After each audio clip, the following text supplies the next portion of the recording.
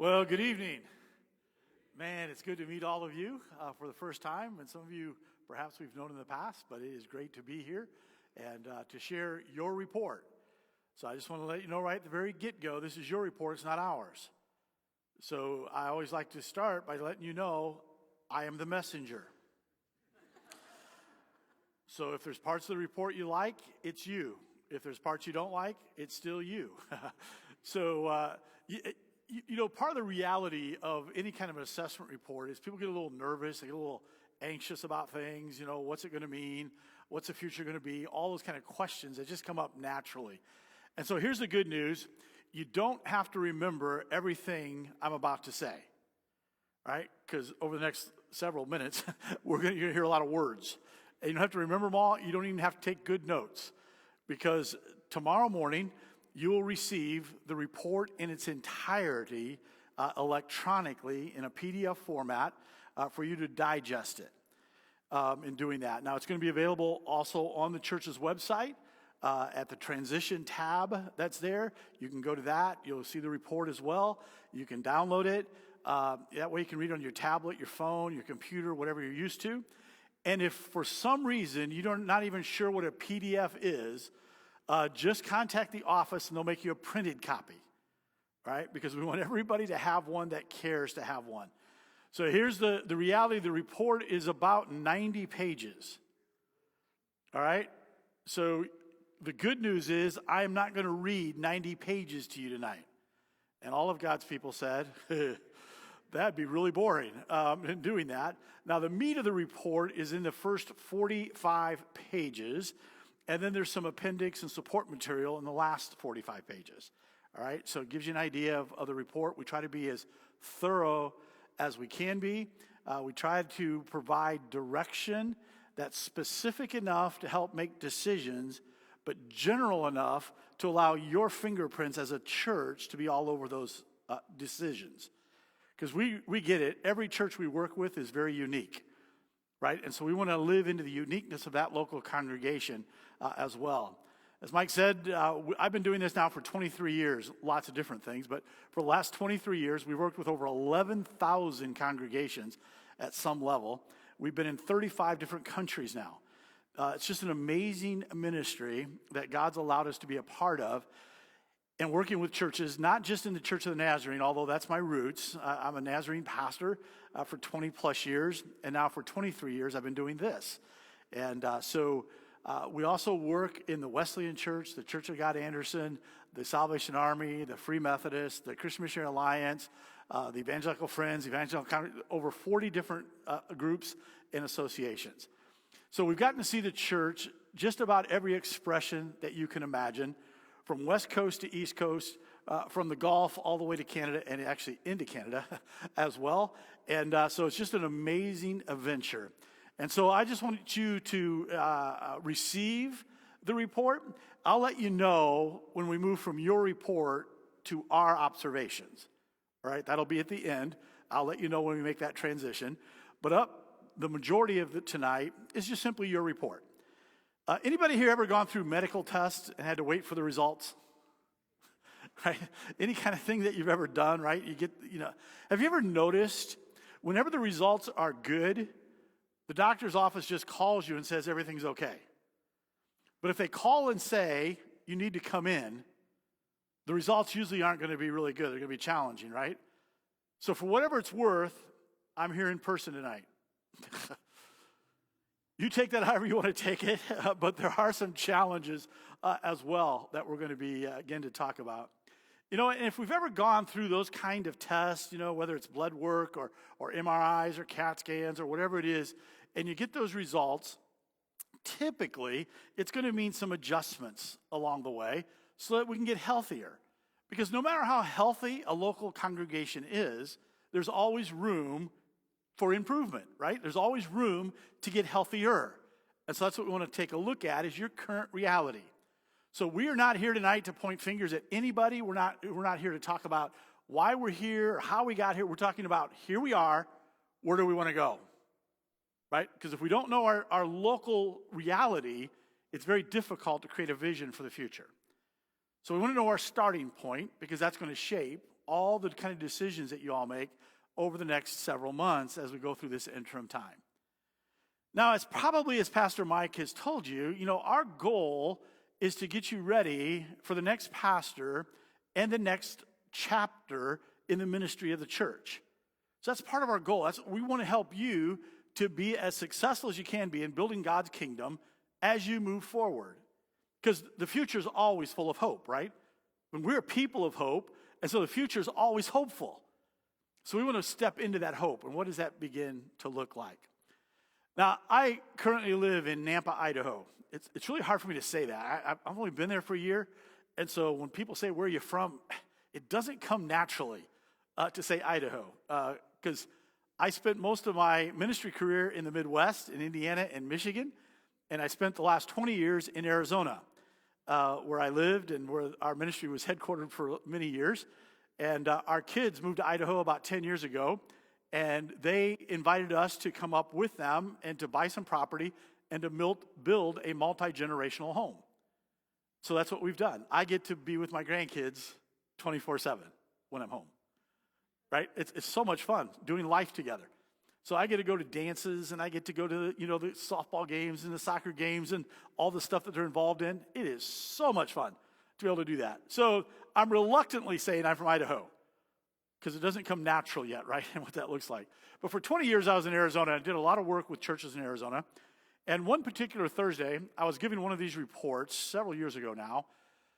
And we got done with the report, and I made my way back home, and I began to pull into my driveway and into my garage. And as I pulled in the garage, I began to have pains in my chest like I never had before. I thought, man, this is weird. What's going on? To that point, I'd never been in the hospital.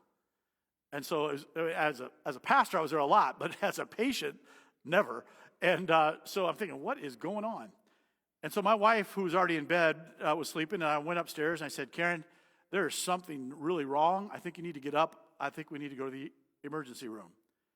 So she got up, and by the time she came down, the pain had gone away. I thought, no big deal. Something I ate, whatever. I said, just go ahead and go back to bed. It's okay. So now I'm sitting on the couch a little nervous, right? If you've ever had anything like that happen, you get a little nervous about it. And so I'm getting a little nervous and trying to figure out what I should do. And I have a good friend of mine that's a medical doctor that I went to church with. If you've ever had a doctor, a plumber, electrician, a mechanic, anybody that had any kind of trades, people are always asking for free advice in the church. It just comes with the territory and doing that. And Dan and I were really good friends, and so I called him up. It was about probably 10:30 or so now.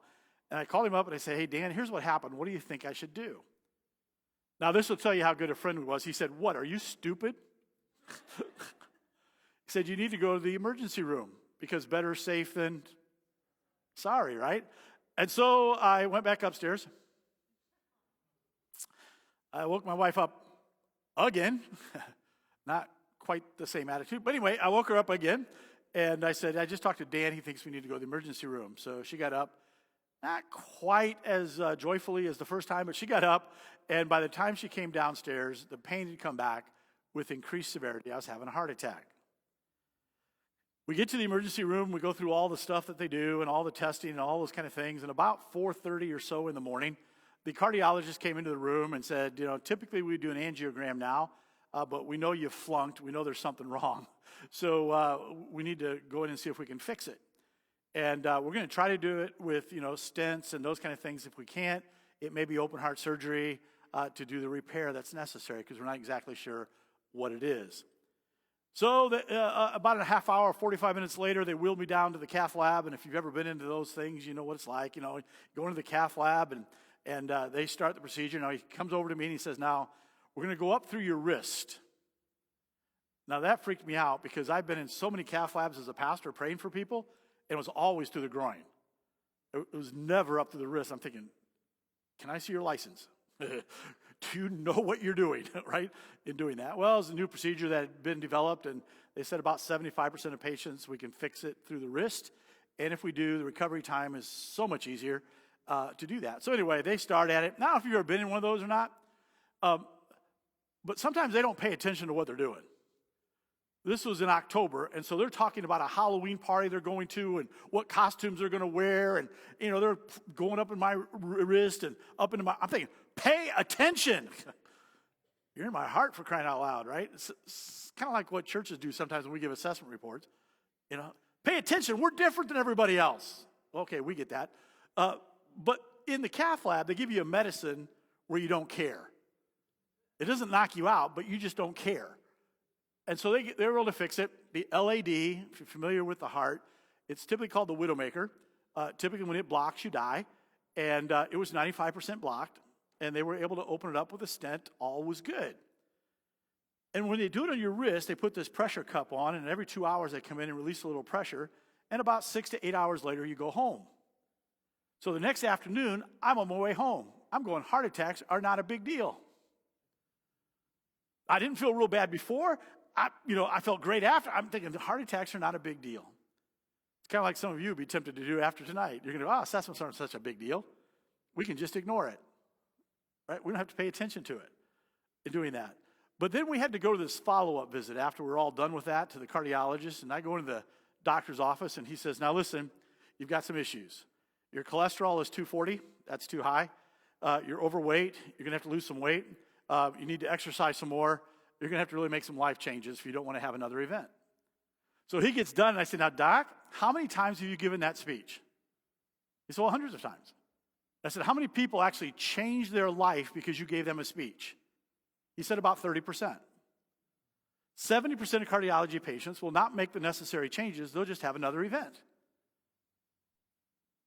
I said, Doc, you do the exact same thing I do night after night. I stand before churches and I give them the assessment results of their health, and they shake their heads and change nothing. They'll nod in agreement, but not make any changes. Thinking, you do what I do. So I left out there going, I'm going to be one of the 30%. All right, so I started making some happen. He said, now if I ate better, if I exercised more, I'd get healthier. So I started having single cheeseburgers instead of double cheeseburgers. And I started having small fries instead of large fries. And I started walking up the stairs instead of taking the elevator. I was exercising. I was eating better. Certainly I was getting better. Kind of like churches. They'll tweak a thing or two, but don't make any major changes. Right? Because change is uncomfortable. Doing things different can be a challenge. So often we get comfortable and we just keep doing what we've always done, right? And what that looks like. And so I went through that, and about 6 months later, I went back in for my checkup. They did all the blood work again. And I go in the office, and he says, listen, you got to take this seriously. He said, your cholesterol is still the same. You've actually added 2 pounds. You got to take, I said, I did. Your program stinks. You said if I ate better and exercised more, I'd get healthier. Your program stinks. Kind of like churches do with tips. They don't like the results. They don't like the changes. They just say the program stinks. Instead of looking at themselves and say, maybe it was me, right? And what that looks like. Now, I made a strategic mistake the second time. I took my wife with me. So she got to hear everything. And so she started reminding me that I need to make some changes that were significant. Now, I spend a lot of time on the road, and if you ever lived on the road, you know it's challenging to eat healthy, to exercise consistently, all those kind of things, and it was a challenge. So we go through all of that time, all through that fall. We get to February. I haven't made much changes. Things were just so busy. And I came home from a trip. It was February 9th. I'll never forget. It was about 9:30 at night, and I pulled into my driveway. I have 2 adult daughters, and both of their cars were in our driveway. That was highly unusual. My wife goes to bed at 9 o'clock. She grew up on the farm. So anything after 9 was never healthy. So I'm thinking, what is going on? Something must be really wrong. So I go in the house, and they're having an intervention. That's not what they called it, but that's what they were doing. They said, Dad, you tell churches all the time, if you want to get healthier, you have to make a plan and follow the plan. So we're here until you make a plan. They were serious. They weren't going home. So we talked about it a little while. Now, my youngest daughter was a swimmer and a runner in high school. She said, Dad, here's what I want you to do. I want you to run a marathon with me next January. I said, how far is that? She said, 26. I said, you're nuts. Who would ever run that far on purpose? You see, I take very seriously the proverb that says, foolish is the man that's running when no one's chasing him. Right? He said, oh, Dad, I want you to run. I knew nothing about running. but they weren't going home. So in a moment of weakness, because I was tired, I said, okay, I will. I had no idea what that commitment was going to mean. So they went home, and now I'm figuring out, what am I going to do? I know nothing about running. So I called a friend of mine that I went to church with who's a runner, and I said, hey, Kevin, and we had this thing in Phoenix called the P.F. Chang's Rock and Roll Marathon. It's a big deal. Thousands of people from all over the country come and run this marathon. I said, Kevin, I'm going to run the Rock and Roll Marathon next January. Would you coach me? He said, I'd be glad to. And then he says to me, what you got to be able to do is run 20 minutes without stopping. Now, I don't know if you know how long 20 minutes is when you're not a runner, but it's like eternity. I'm running into the block and need a donut break. Man, what are you talking about? I got to keep running. He said, I don't care how fast you do it. Just get up to 20 minutes. So I start this, and I think I got to probably mid-April, maybe the 1st of May. I finally achieved the goal of being able to run 20 minutes without stopping. So I called him up, and I said, Kevin, I'm ready. He said, you ready for what? He said, I'm ready to run the marathon. He said, you misunderstood. You're now ready to start training. See, that's what happens with churches we work with. They think the tips is all about finishing the race when it's preparation for the race, right? The training really begins when your new pastor is selected, right? This is just prep work. This is running the 20 minutes without stopping. And eventually there's going to be a lot more work. So then he sends me a spreadsheet. And I don't know if you've ever prepared for a marathon, but it is a pain in the neck. I mean, I got long runs, short runs, form runs. I got core development. I got a diet. I got all this stuff that's a part of that process of getting ready to run this marathon. I thought, whose idea was this? But I made a commitment to my daughter, so I said, okay, I started at it. Now, you all know, if you've ever prepared for a marathon, you have your short runs at the beginning. And when you're running only 1 or 2 or 3 miles, it's not that big a deal. You just get up an hour or so earlier, you get the run in, you go on with your day. But when you start getting up to the 9, 10, 11 mile mark, do you know what time you have to get up in the morning to get ready for the day? That alarm clock was going off at 3 a.m. to get up and run for 2.5 hours. Now, I did not wake up and call that alarm clock blessed, just so you know. Just like some of you, when you take a look at this tips process, you may not rise up and call it blessed, especially when things start changing in that process. But I kept at it, so I'm into the fall. I'm up to the 9 mile mark on a consistent basis, adding just a little bit every week, trying to get up that place. And then my daughter calls me. She says, Dad, I can't run with you in January. I said, what do you mean you can't run with me? She goes, we're pregnant.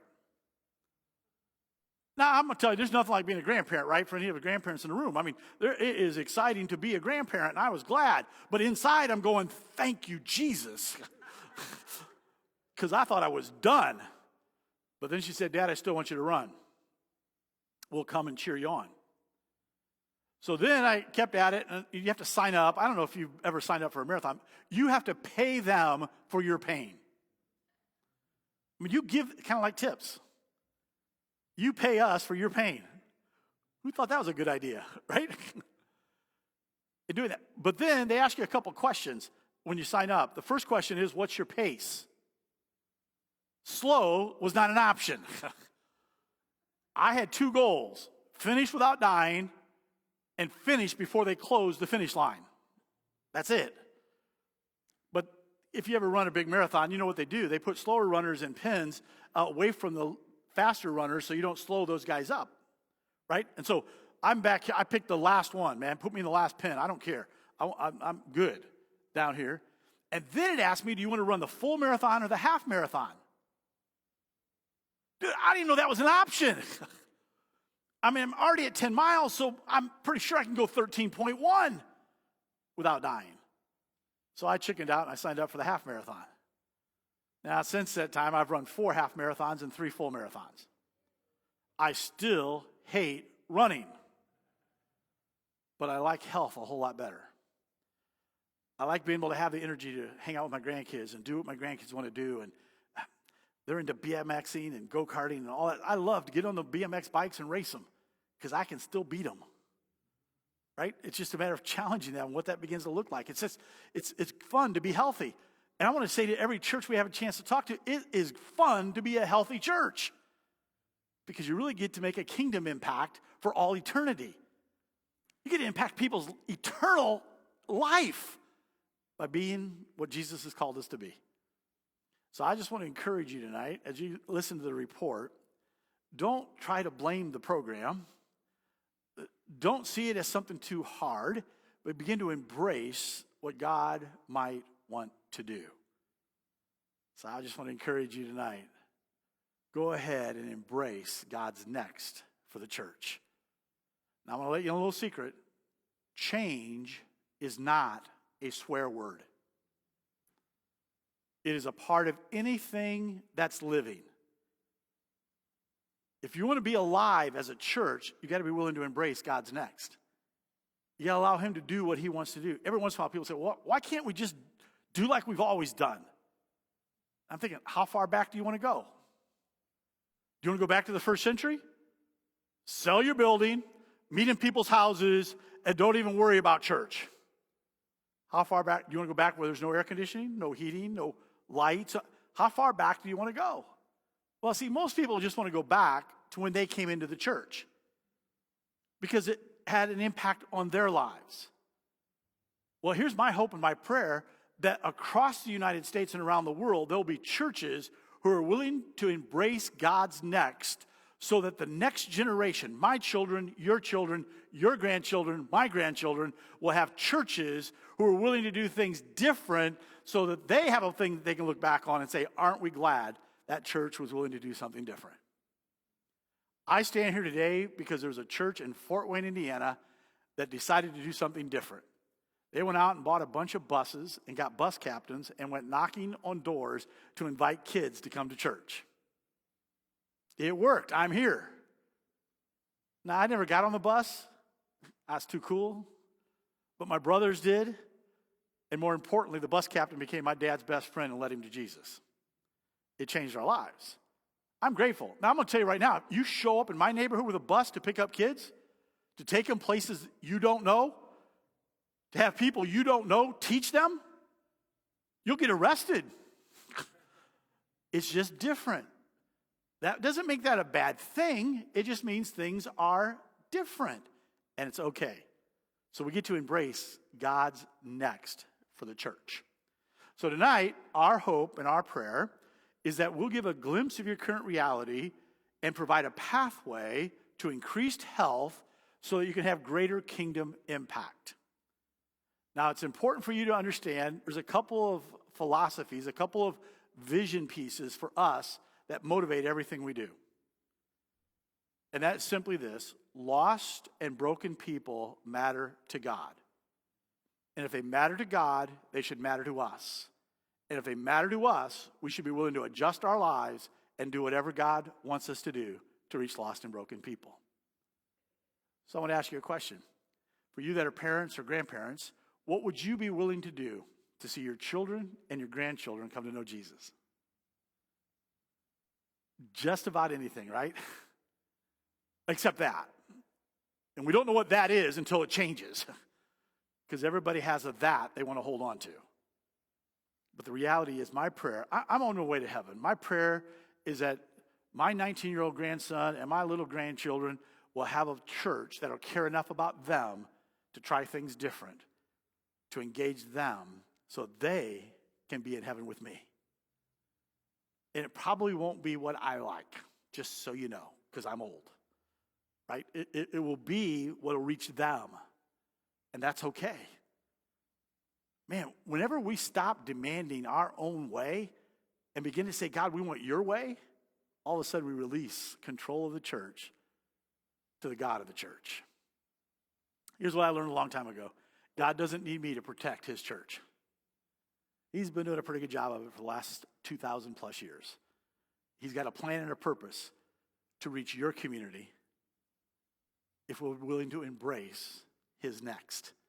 And what would that look like? So let me give you a little snapshot. Now, we're going to do this in a couple different ways tonight. And so let me just give you, I always like to begin with the end in mind so you kind of know what we're doing in the flow. So what we're going to do is we're going to start by talking about church health. Now, church health will be the section we'll spend quite a bit of time in. The other parts of the assessment we use to affirm or identify any anomalies in the church health results, because it really does shape a lot of our recommendations as well. So we'll talk about church health. Then we'll talk about the life cycle of the church. Where do do you all see your church in the life cycle? Because every church has a beginning, every church will have an ending. Where do you see yourself? Then we'll talk about statistics for just a few moments. Statistics have gotten really weird during COVID and post-COVID and counting and not counting and all those kind of things. So we get it. We're not necessarily saying the numbers are exactly the right numbers. We're trying to identify trends. What's the current reality of the church and what does that look like? Then we'll spend a little time talking about a leadership summary or leadership capacity, and because that's really important for moving forward, identifying some of those shortcomings and those things that we need to pay attention to. Then we'll talk about all those surveys that you filled out and the face-to-face interviews that you did and all that data that we collected and summarized it and put it away. Hopefully that will make sense to you. And then we'll talk about first impressions. That's just from the assessment weekend when Darla was here. We've also dropped in on several of your services just to kind of get a flavor and a feel for things. And we'll talk about first impressions from a guest perspective, what we observed. And then we'll talk about summary of conclusions. That'll really get us to the meat of the report. And then obviously the recommendations and what that looks like as we kind of walk our way through the entire report. Now, sometimes people are tempted during this time to think this is a conversation. This is not a conversation. This is a presentation. All right? So we're going to present, and then you'll get a copy of the report tomorrow so you can digest it. So we're not giving an emotional kind of response. We want you to think about it. We want you to mark it up. We want you to make your own notes during the report so you have a chance to look through the whole thing. And then Pastor Mike will lead you in a conversation about the report. Right? So it's presentation, digestion, and then conversation. And we found those to be critical. When we first started doing this, I do a Q&A time. That was disastrous. Because people would just give emotional responses to whatever they liked or didn't like, and mostly what they didn't like about the report. And so we don't do that anymore until you have a chance to digest it. But we also understand that if we simply sent you a copy of the report, you would jump to the recommendations or the conclusions without understanding the data, and then make your own judgment on whether you've accepted those recommendations or not. So what we try to do tonight is give you the heart of the report so you understand what went in to those recommendations so they begin to make a lot more sense when you digest it, all right, and what that begins to look like.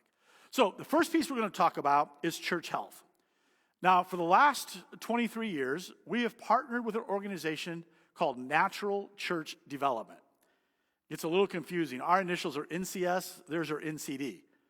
Totally different organizations. NCD has been around now for almost 35 years. They've done over 87,000 church health surveys, 25 different languages in over 40 countries. And so in the United States alone, it's over 38,000. Now, you know that's a miracle of God, right? That 38,000 churches in America would agree on anything. Because we are just absolutely convinced if it worked there, it won't work here, wherever there and here is. And I've got a chance now to see the church in every expression across the country, in every size you can imagine. We've worked with churches that have been as small as 20 and churches as large as 5,000. And so all across the map, everybody has pride. They're convinced if it worked there, it won't work here. If it worked in that group, it won't work in our group. But what we come to realize is this survey and this tool crosses all denominational and association and movement lines. It crosses church lines. It crosses geographical lines and gives us an accurate picture of the current reality of a local congregation. And it's a snapshot. So we're not saying it's been like this forever. For right now, this is a snapshot of where you would be in 8 key areas. Now, these 8 areas are called essential characteristics of a healthy church. Certainly not the only thing you look at when it comes to healthy church, but these 8 are the essentials. They're absolutely necessary to talk through and talk about. It's kind of like your body. Cut off your arm, you can still survive. Take out your heart, you're not long to be here, right? These are the essentials. These are critical to the health of any church. That's why we have to look at all 8 of them together. So what I want to do is share with you your results and then talk a little bit about what they mean and what they don't mean. All right, so here are the 8 characteristics that we begin to talk about, and I lost control again. Let me, what did I do last time? Turn this off, turn it on. There we go. So these are the 8 characteristics of a healthy church. Now, we get it because sometimes the language is brand new for people. They've never heard about it. They've never thought about these words. And what this survey does is measure the adjective. So it doesn't measure whether a church has leadership. It measures how empowered that leadership is. Right? So the adjective is the focus. The survey measures the adjective. The object every church has. Every church has leadership. Every church has ministry. Every church has spirituality. We're talking about the adjective. How gift-based is it? How passionate is it? Those kind of things. So that's what gets measured. So obviously, when we talk about recommendations, we're talking about the adjective when it comes to recommendations. How do we make sure leadership is more empowered? How do we make sure spirituality is more passionate, etc.? Right? So that's what it measures. Now, for you that are used to standardized testing in the school system, where you have percentages, that's not what this is at all. Right? So you just got to get that out of your mind right now. You're not being compared against anybody else. All this survey does is measure your church's deviation from the mean. The mean is kept at 50 all the time. And I still don't have control. What do I do? Turn it off? And turn it back on. Whoop, go backwards. There we go. There we go. I think I got it now. So the mean of the survey is 50. So each year, data is added. The highs and the lows are adjusted to keep it at 50. So it's possible to have a score greater than 100, and it's possible to have a score less than 0. All right, so it's just the mean is at 50. How does your church deviate from the mean? So there's two numbers you'll need to keep in mind to remember this. The first is 65. 65 is the health line. So any characteristic 65 or higher is considered healthy. Now here's the genius of this survey. If a church scores 65 or higher in all 8 characteristics, 98% of the time it's a growing church.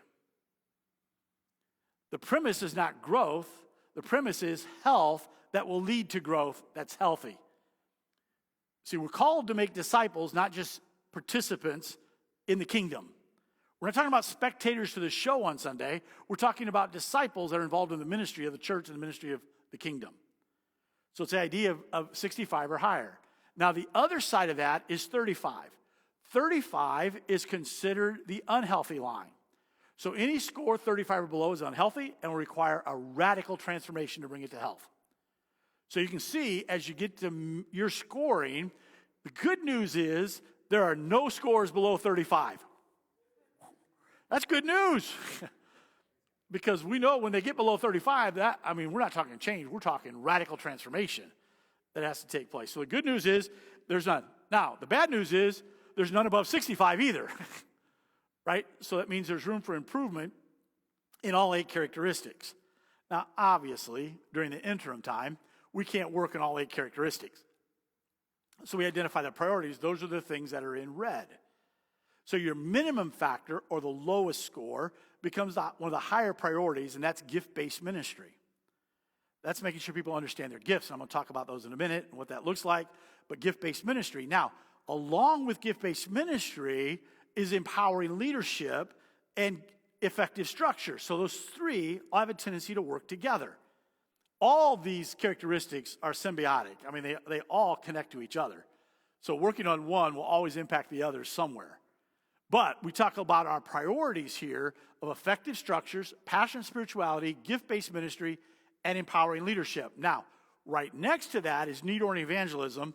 Obviously, we can't do everything during the interim time, so we need our priorities, and that's what we try to do in the recommendations, is to address as many of the characteristics as we can. Our goal is at the end of the TIPS process, your scores will have increased. So we do this survey again at the end of the TIPS contract to measure progress. Are we doing the right things to get healthy? And what does that begin to look like? It's kind of like your doctor. You know, every January I go in for a whole heart workup, and they do all the testing and all that kind of stuff. It's just part of life. It's the same thing here. We just want to measure whether or not we're getting healthy. Now, we've done this enough now over the last 23 years to watch churches that started, for instance, where you are, and got really serious about moving their scores up above 65, and we've watched them do it. And it's proven over and over and over again. 98% of those churches are growing churches. Not because they focus on growth, they focus on health. And so that's what we try to do during the interim time. Now, we don't imagine for a moment that all of those are going to be above 65 at the end of TIPS. I told you we're preparing for the marathon. The real race starts when the new pastor comes, right? That's when you really begin to talk about developing a climate of ongoing health. So knowing that the language is probably different, the survey also takes each of these 8 characteristics and breaks them into 4 subcategories, just so you can understand what they mean, right? Because it's new language, right? We don't know exactly what you mean by empowering leadership or gift-based ministry or whatever that might be. So it's breaking down into 4, same numbers, 35, 65, 50, hold true in the sub-breakouts. So taking a look at effective structures, because you'll see effective structures, gift-based ministry, empowered leadership are all lumped together in that one category because they all really relate to each other. So talking about effective structures first, there are 4 parts of that. And so what we do in our recommendations is to take a look at the low scores in the subcategories as priority. So you'll see that one of your sub-scores, 24, in structures and systems is unhealthy. So whenever that happens, that means we're going to evaluate all current structures and systems and make necessary improvements to provide the skeleton that you need to support the flesh of the ministry. So you got to make sure your foundation's good, or what you build up here becomes just blown by the wind. And so a lot of churches simply do whatever anybody wants to do. Somebody has an idea? Oh, that sounds good. Oh, you got an idea? Let's do that one. Oh, you got one? Let's go do that one. Right? And so we end up being schizophrenic because we have no idea what we're doing. And so what we talk about here is building a structure that's based on vision that's compelling and clear, and building structures to support that vision. And so that becomes part of that whole process of recommendations. Then you take a look at structures for effective leadership. Again, it's at 38, which would indicate there's some challenges there. And when we talk about structures for effective leadership, what we're talking about is identifying and empowering the next generation of leaders. Now, that generation is not age chronological. It's new leaders that we begin to raise up to find places of leadership that are empowered and are trusted. So that becomes one of the first challenges that we begin to talk about. And so in the recommendations, we begin to identify those. Now, the second area, which is your lowest score, is gift-based ministry. Now, let's cut through all the stuff. Gift-based ministry simply means people doing what they're gifted, called, and passionate about. See, here's what we're convinced. There should be no unemployed Christians at Aurora Community. Everybody ought to be engaged based on how God has put them together, based on their life situations. Now, some people have more time than other people. We get all that. But everybody ought to be doing something, and that something should be based on the gifts, the call, and the passions that God has given to you. So we talk about this whole idea of integrating gifts into ministry, making sure you're in the right place, doing the right thing in that process. Matter of fact, I say to every church, listen, if you're doing something right now you're not gifted, called, and passionate about, you ought to stop. I said that one night, and a lady in the back raised her hand and said, "Are you serious?" She goes, "I quit." She goes, I've been the missionary director around this church for the last 2 years. I hate it. I said, I think it's a good idea. I think you ought to quit. Not ministry, that job that you're not called, gifted, or passionate about. Because when somebody's doing what they're called, gifted, and passionate about, you never lack for energy. People are doing what they love to do. And that's what we want to be able to do, is create a climate, environment where we integrate those into that. And then we also talk about the significance of ministry. That means we celebrate what people are doing to help them recognize that whatever your position, it's vitally important to the body life of the church. Whatever that is. It could be something way behind the scenes that nobody ever notices, but it's significant. It could be up front all the time. It's significant. And so we want to celebrate the significance of that ministry. We want to make sure people are supported and equipped to do what they're being asked to do. We don't just leave people as an island unto themselves. We're part of something that's bigger than any of us are individually. That's the body working together. And Scripture is so clear on this, that it is a body. And so if you're a hand, quit trying to act like a foot. Go ahead and be the best hand you can be, or whatever it is that God's allowed you to do based on your gifts, your calls, and your passions. So we're going to talk through that in our recommendations and what that begins to look like. Then the third area that we talk about is passionate spirituality. Now, just take this however you want to take it, but passionate spirituality measures the personal passion that people have for following Jesus. So you'll see the numbers there that people are experiencing God on a regular basis, but there's very little passion for personal devotional life and being connected spiritually with other people. If that were the only thing I was looking at, I would say probably the church struggles helping people get connected beyond a Sunday morning experience. So how do you create an environment where people are spiritually connected, where we're asking questions on accountability? You all know, the easiest place in the world to be fake is the church. Because everybody can be good for an hour on Sunday. But when you cut through the stuff, not every Sunday is good for everybody. Sometimes it's tough. Sometimes the news hasn't been good that week. Sometimes the challenges in your marriage or with your family or with your kids has been a struggle. It's okay. The church ought to be a place where we can be affirmed and encouraged and loved on, where there's that sense of spiritual connection, where somebody's coming and saying, I just want you to know I'm praying for you today. Or somebody's asking the question, hey, what are you reading in the Bible right now that's really challenging you? What's God teaching you right now? See, it's not just about the weather. It's not about the sports teams. It's about how we're doing spiritually and what that looks like. And so it's being genuine. It's being real. That's passionate spirituality, making sure people are connected. And then the fourth area that we talk about, and the four that we focus on, is empowering leadership. Now, empowering leadership means we're going to empower people to make decisions and choices. Anybody here ever served on a committee where you had no authority? That somebody else had to approve whatever you're going to do? That's the most frustrating thing in life. Sit there for hours and hours hammering through something, and somebody else says, no thanks. I had the privilege to serve on the future planning committee for the university I graduated from for about 2 meetings. I went to the first meeting, and we had a great conversation. I went to the second meeting, and all those conversations went nowhere. They were just put on the back. I'm thinking, I don't have time for this. If we're not going to empower people, then stop asking people to do stuff. Empowering means I trust you to do it, even if it's done differently than I would. You know the old adage, if you want a job done right, do it yourself? That's a death sentence in the church. And when you think about it, it's pretty prideful.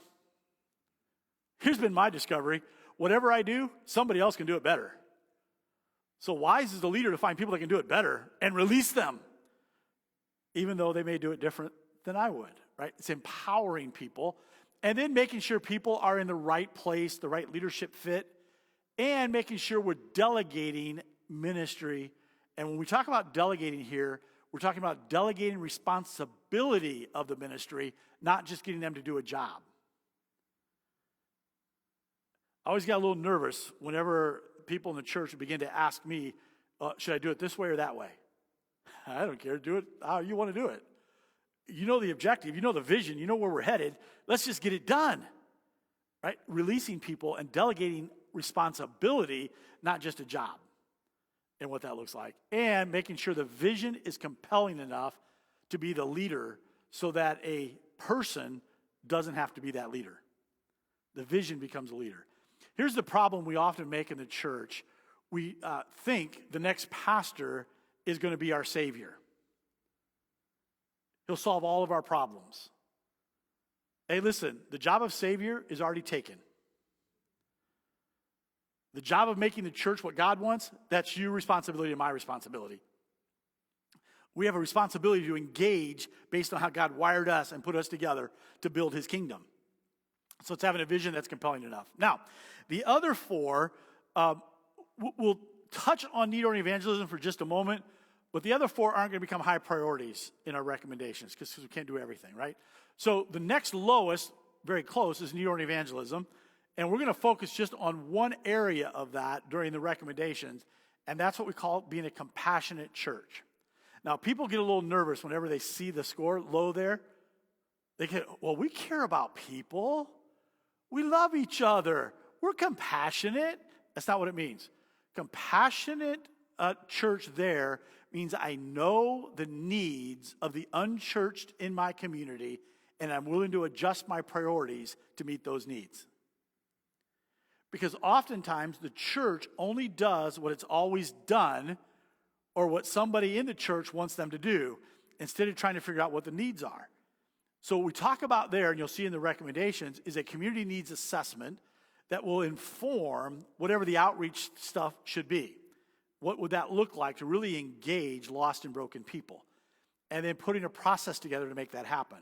So one of the things we look at, and one of our yellow signs for the church here, was the personal commitment to evangelism. So personal evangelism there is at 53, so it's just above the mean mark, but we love to see that score a little higher than that, which means the hearts understand the need to reach lost and broken people. We just may not know how to do it. And you're going to see in a moment when I talk about priorities why that becomes such a yellow flag for us with the attitude of the congregation. Because it's critical, if we're really going to engage lost and broken people, we have to care about lost and broken people. One of my favorite writers is a guy by Henry Blackaby. He wrote a book called Experiencing God. And in the book Experiencing God, he says, God's always at work somewhere waiting for us to adjust our lives to join him. And whatever I've discovered in my life, whenever God wants me to join him in what he's doing, it always causes an adjustment. It always causes me to do things that I never thought I would do, like this job, the thing I'm doing right now. I never imagined this is what I would do. Quite honestly, I was very content being a pastor.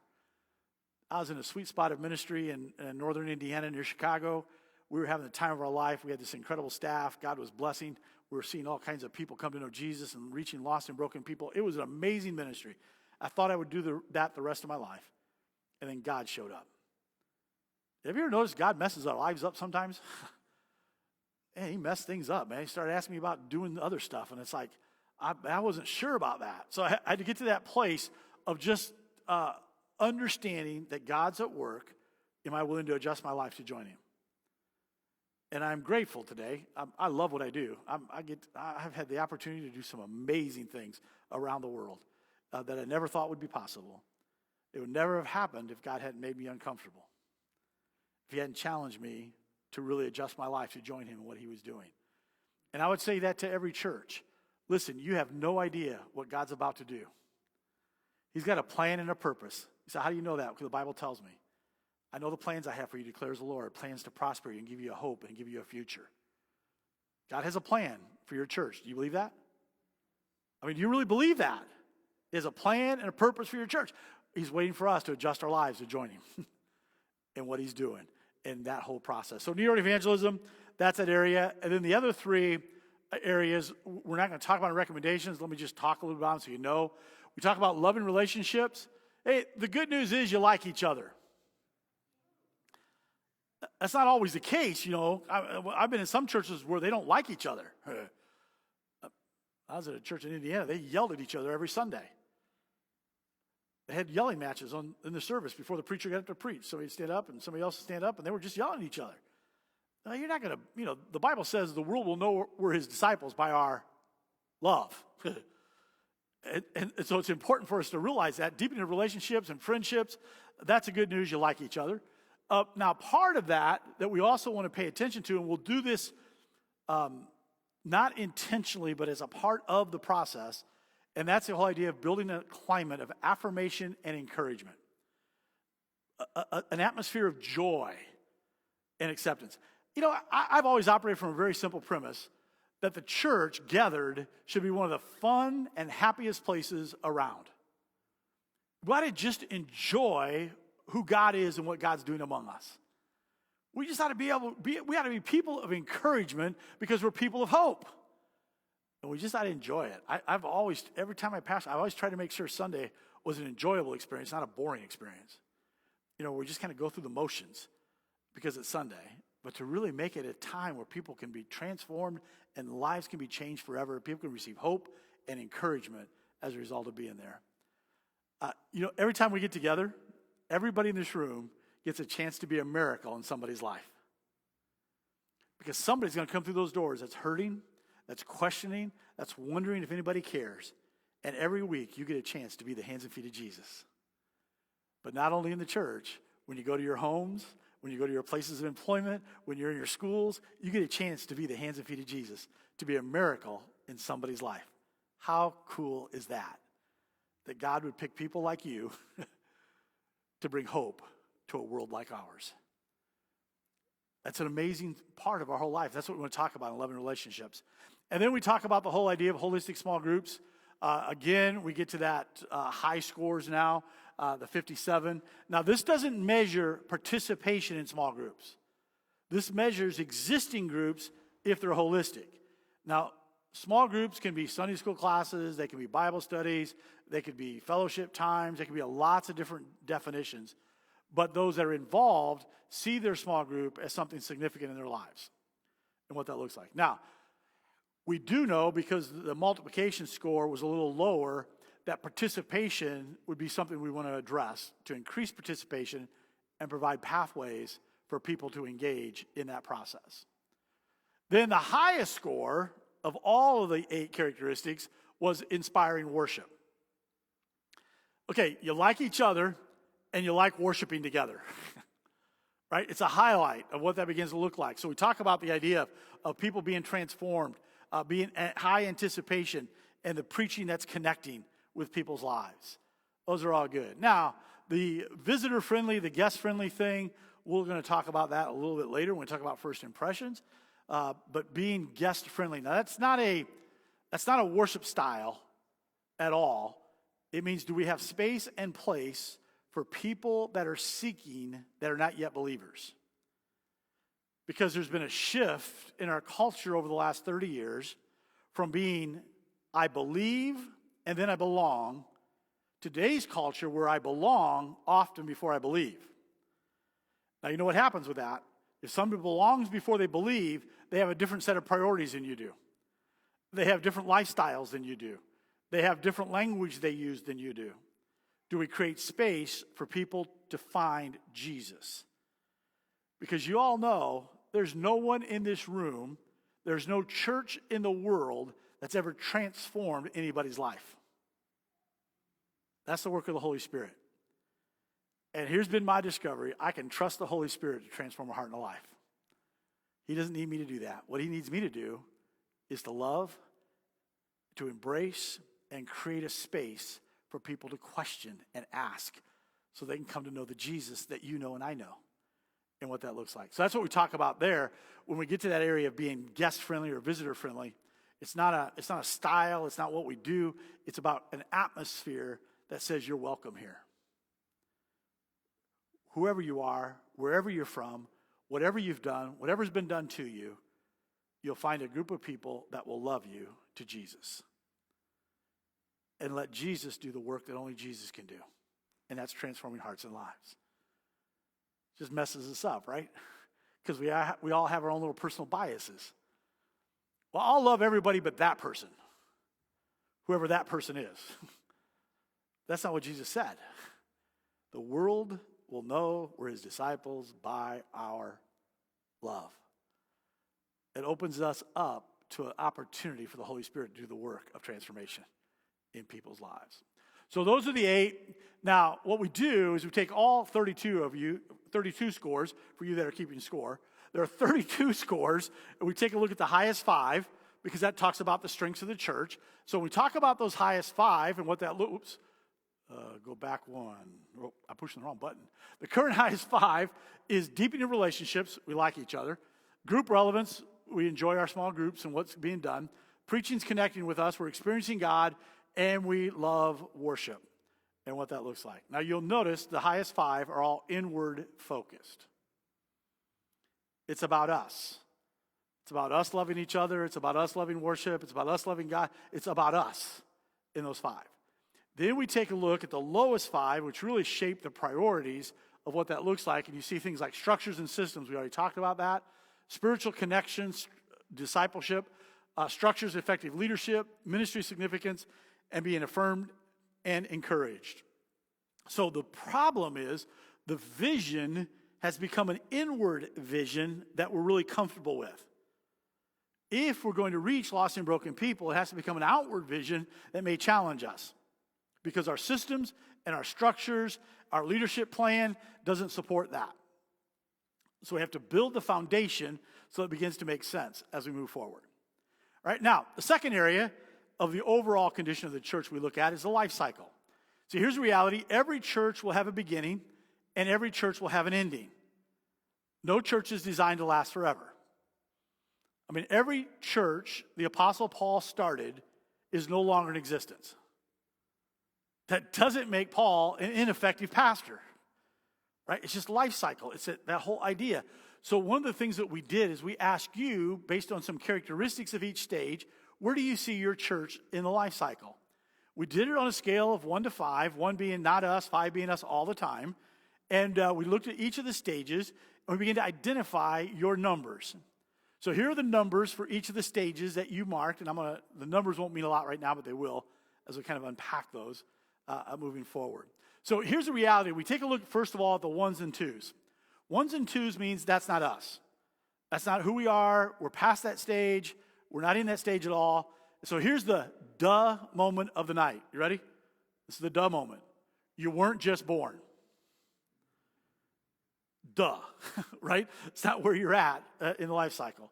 Then we took a look at the 2s to 3s, which means there are some of those characteristics that are there, but not in a trending. It's just a couple of hangovers or leftovers of those, or things that are just beginning to show up. So for you, there are several areas that fall in that category: growth, maturity, dropout, and death were those 4 that kind of fit into that category that we've left that stage. We're not quite in the stage on the right side yet. So that puts us to the area where we look at those 3s to 5s, and most every church we work with doesn't score a 5 in any particular category because there's always movement in the life cycle. You don't ever stay stagnant in the life cycle. You continue to move. So we're trying to identify the movement.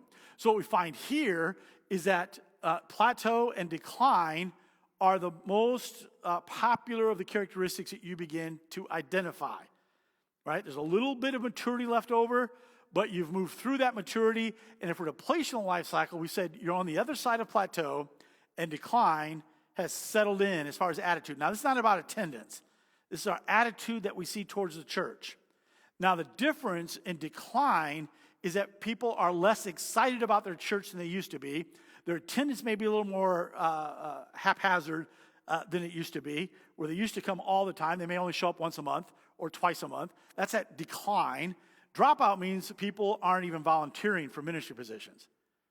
We can't get people to do anything. So if you identify the church is past the plateau stage and towards the decline stage. Now, here's the problem. Once you get on the right side of that life cycle, negative momentum can take over, and you can move very rapidly down the life cycle unless you do something intentionally. So if that's your current reality, then what we want to do during tips is something intentional to begin to recapture more of a positive growth momentum as opposed to a decline dropout momentum. So that means if we're going to move back to the other side of the life cycle, it will have to be done with intentionality. It won't just happen. It'll happen because we decide that's where we want to be throughout this entire process. And then the third area we talk about are statistics. Now, I'm going to just let you know right up front. This was like Jell-O on a wall for your church compared to a lot of other churches as far as what the numbers meant and what the numbers didn't mean. I don't know if you understand or not, but every year you submit a report to the district about attendance and all those kind of things. And COVID got weird. I mean, it got weird when it came to counting numbers. And so we've been doing this now, for the last several years. It just got weird. So we get it. We're just trying to identify the trending. We're not saying this is accurate because we don't know what the accurate numbers really are. Because we don't know if people were counting, people that actually attended or people that were online, which is weird, because I go to about 10 churches every Sunday because I start on the East Coast and I go to all of our tips churches and kind of zip in and kind of see what's going on in that church that particular Sunday. So I get counted 10 times. There's a lot of that. Your parents from Timbuktu are watching and your cousin from, whatever. It can get really tricky to count. So what we try to do is in-house attendance. And so we kind of broke that down and said, okay, what's the trend of the in-house attendance and what that looks like? So whether it's accurate or not, we're not sure, but here's the reported numbers up until COVID. So the reported numbers put the church between 350 and 400 all the way up to COVID. Not saying it's accurate, I'm just saying that's the reported numbers. And then post-COVID, that attendance has dropped pretty dramatically to where you now at about 100 to 125 people, depending on what Sunday it is, and that's adults and children and everybody else. That's kind of your average attendance and what that looks like right now. And that's pretty accurate now that we've been here for a while. Mike's kind of, every Sunday he knows what's here, right? And so we kind of have an idea that that's pretty accurate right now. What we do know, whether the numbers are exactly right, we do know that there is a lack of bounce back post-COVID that many churches have experienced. Across America, the bounce back has been about 25% less than the pre-COVID numbers. So we're pretty convinced in America especially, the church is about 25% smaller than it was pre-COVID across the board, across denominations and movement lines, right? Your case here would indicate that the bounce back has been a lot less than that. Now, we're not criticizing that. That's just reality. So if that's our reality, that's our starting place, that will shape what we do as far as the future goes. We can't act like we're a church of 400 when we don't have 400 people. So that means we got to act like the church we are, right? And what that looks like. Now, y'all know numbers aren't going to really talk about kingdom impact. I mean, Jesus changed the world with 120. Maybe you could just change Aurora with, the 115 or whatever that would be like. I mean, so it's not the numbers, because God's never been impressed with numbers. We're the only ones that get impressed with numbers. God doesn't. Matter of fact, Jesus grew the church from 5,000 to 120 on the day of Pentecost. I'm just telling you, he would not be invited to church growth conferences, just so you know, because he was never impressed with that. He said, you need to understand what's going to cost you to follow me. Narrow is still the road that leads to eternal life, and not many will find it. So we ought not be afraid of that. It's a matter of saying, God, here we are. Where do we want to go? This is our current reality. Now, more accurate reflection of attendance trends has been the giving trend. And that really helps us to understand where we're at. Now, it gets a little tricky here because your total income is skewed a bit by some of the rental income that you get from the churches that are using the building and all that kind of stuff. But we're looking for trends. Again, we're not looking for exact numbers, we're looking for trends. So in your giving record, we start at a little over $1 million in 2013, and there's been a steady, slow decline for the last 10 years. Right? Now, almost every church in America at the beginning of COVID saw a bump in their giving. It's a phenomenon that we can't explain, because churches stopped meeting, but people kept giving. And I think a lot of it is because people didn't want their churches to go away when the pandemic was over. They still wanted to be around, right, and what that looks like. But you had that little spike that happened at the beginning of COVID, but the last 3 years, since we've come back together, there's been a bit of a decline. Now, the giving remains strong for a church your size. So typically at a church of 115 people, we would anticipate a giving total of about $200,000. That'd be kind of the norm. Well, you can see your giving at over $600,000 is 3 times beyond the norm. So that would indicate there's some other sources of income, but it would also indicate that there's pretty strong support for the church. That people really love their church and they really want to help and they want to give, and which is great news, because to whom much has been given, much is required. So you have a responsibility to steward that well and what that looks like. But that would indicate that there's some health in the giving patterns of the church.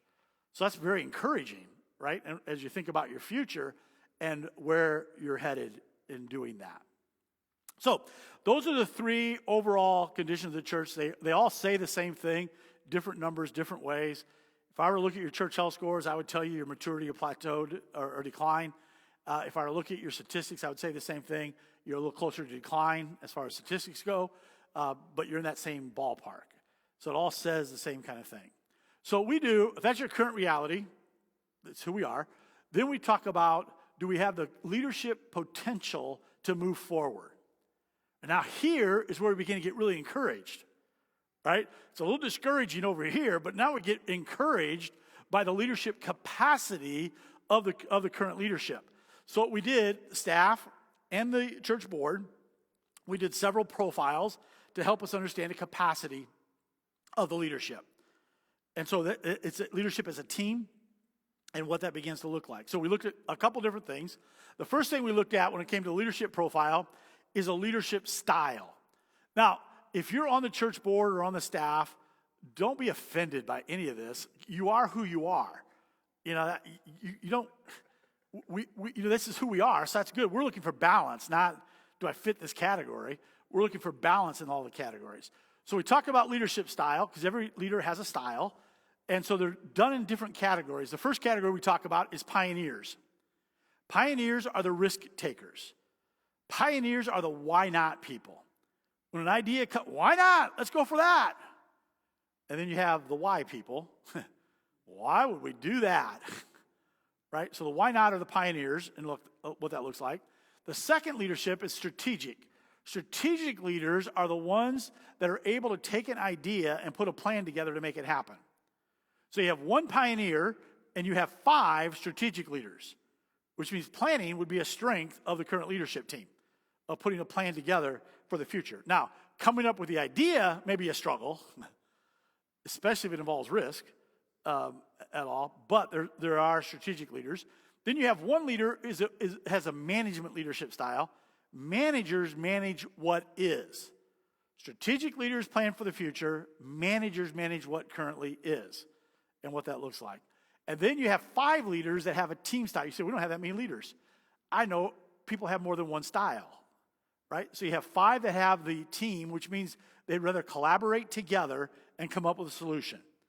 They're not islands in themselves. They'd rather work as a team and what that would look like. And then you have one leader who is the pastoral kind of leader. Pastoral leaders are the ones that deeply care about people. They're concerned about people dynamics, making sure everybody's on the same page. We don't move too fast, and what that looks like. And then you have 0 leaders that have an encouraging style. Right? So that's where we get to the balance piece. Right? Encouraging leaders are the ones that create excitement and enthusiasm about the future.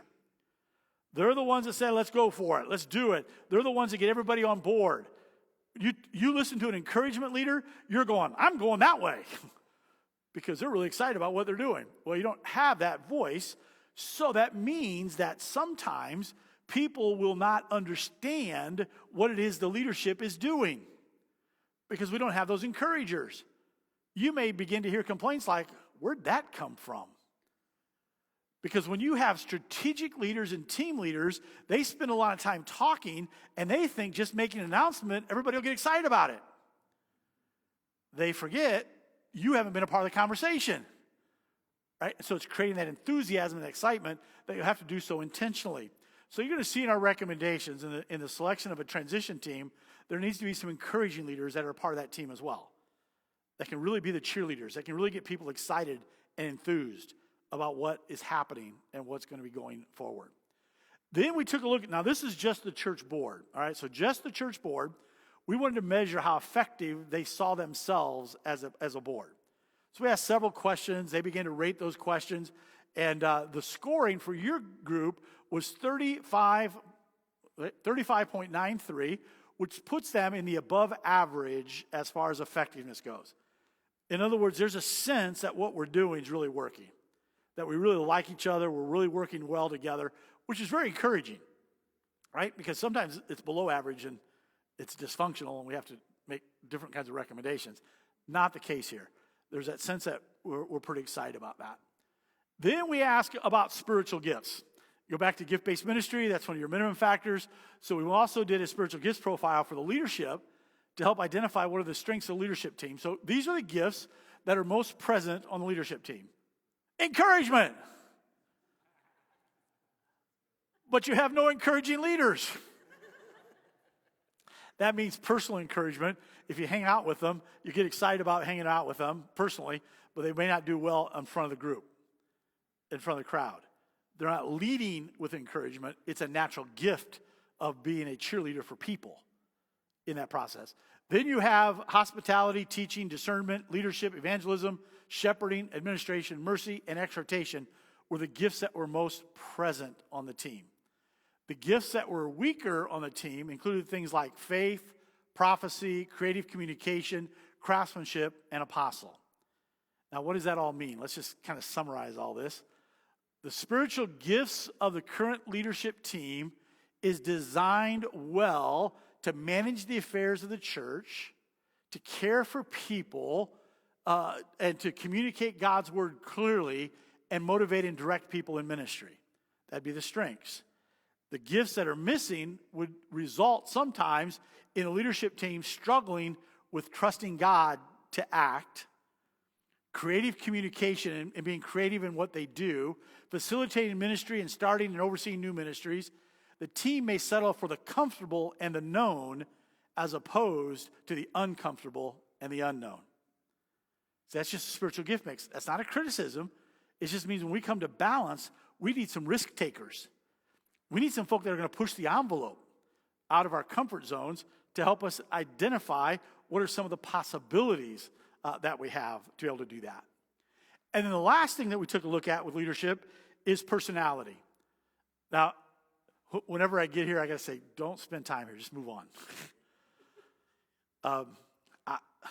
All of my graduate work is in counseling.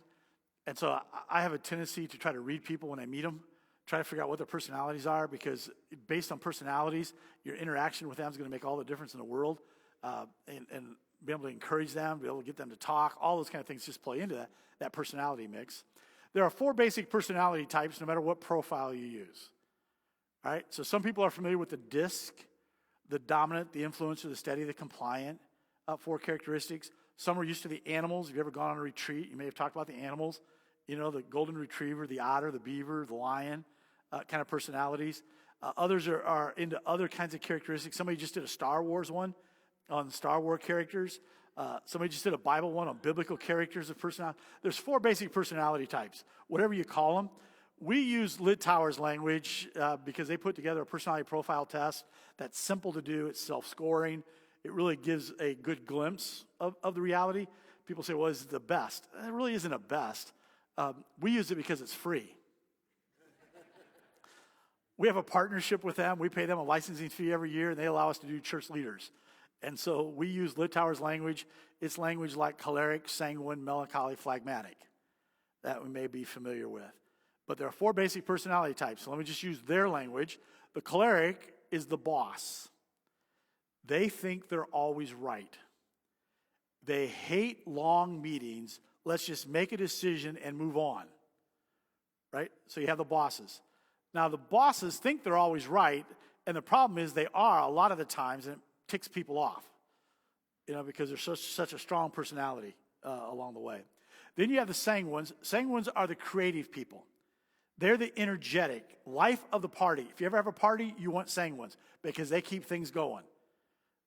Their whole motto in life, I don't care how long the meeting is, as long as we're having fun, right? And almost always involves food,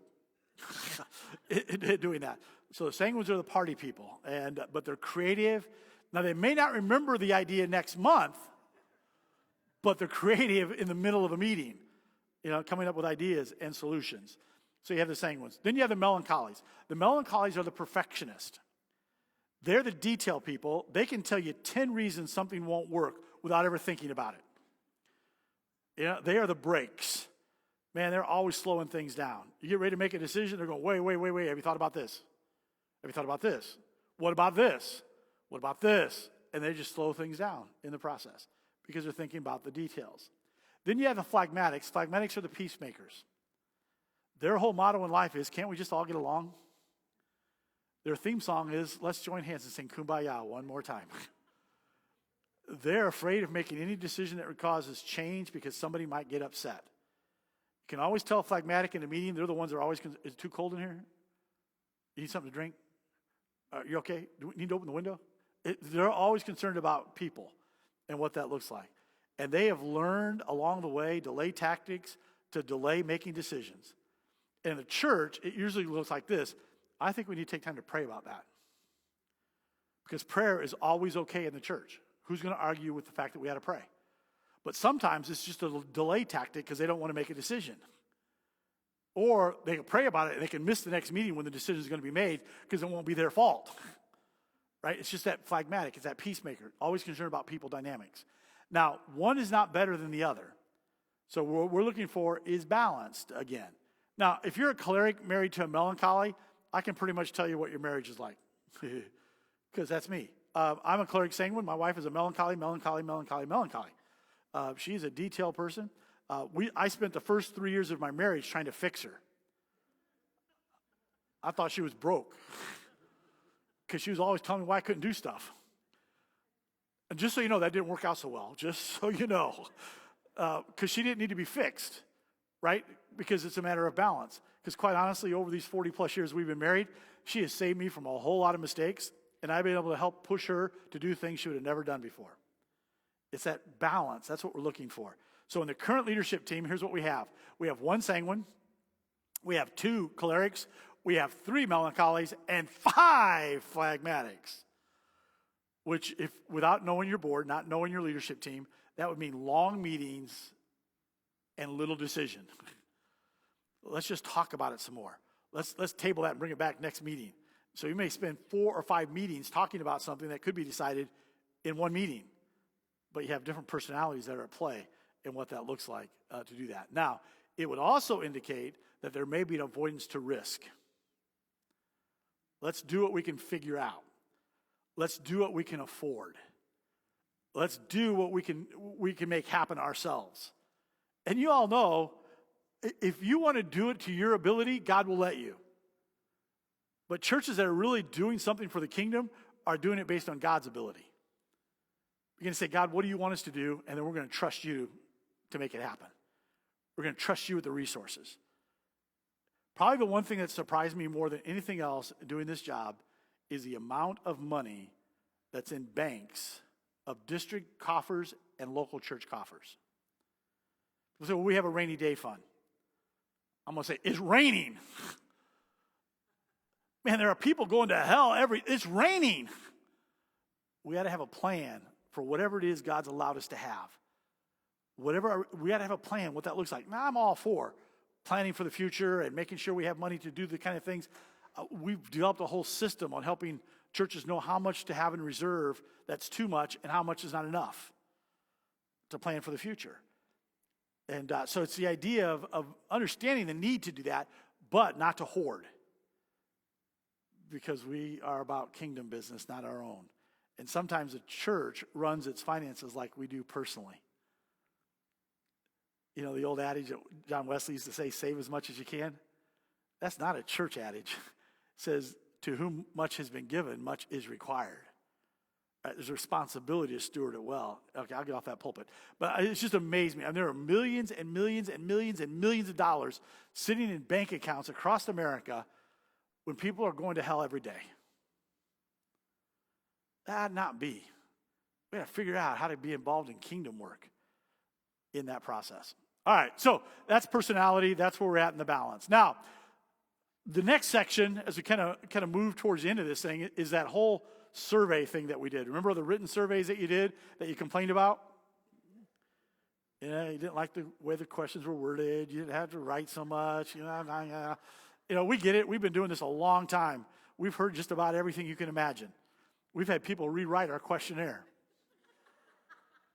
in doing that. And we just laugh about it in the office. So it doesn't impact anything. We know that it gives us an accurate snapshot of the reality of the church and what that begins to look like. So in our face-to-face interviews, in our written interviews, let me just talk a little bit about how that happened. Let's do a little demographic first to show you the ages that were involved in that and who made those up. So we had 30 written surveys that were turned in. We did 30 face-to-face interviews. There were a total of 45 different people that participated in this section of the assessment. All right? So that represents over 40% of the average adult attendance on a Sunday.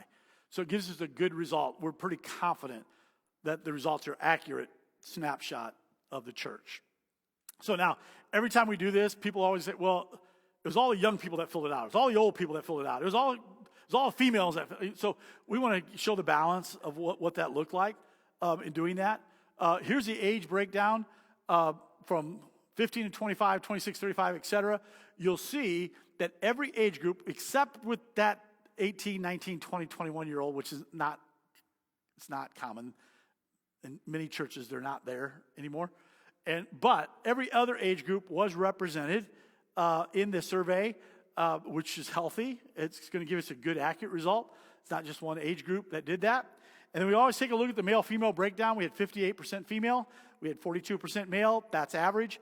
60-40 is the average. 60% female, 40% male, because guys don't like to fill stuff out, especially if it's open-ended questions, and what that looks like. So we get that. But it's a good breakdown. It fits into the average of what we're looking at.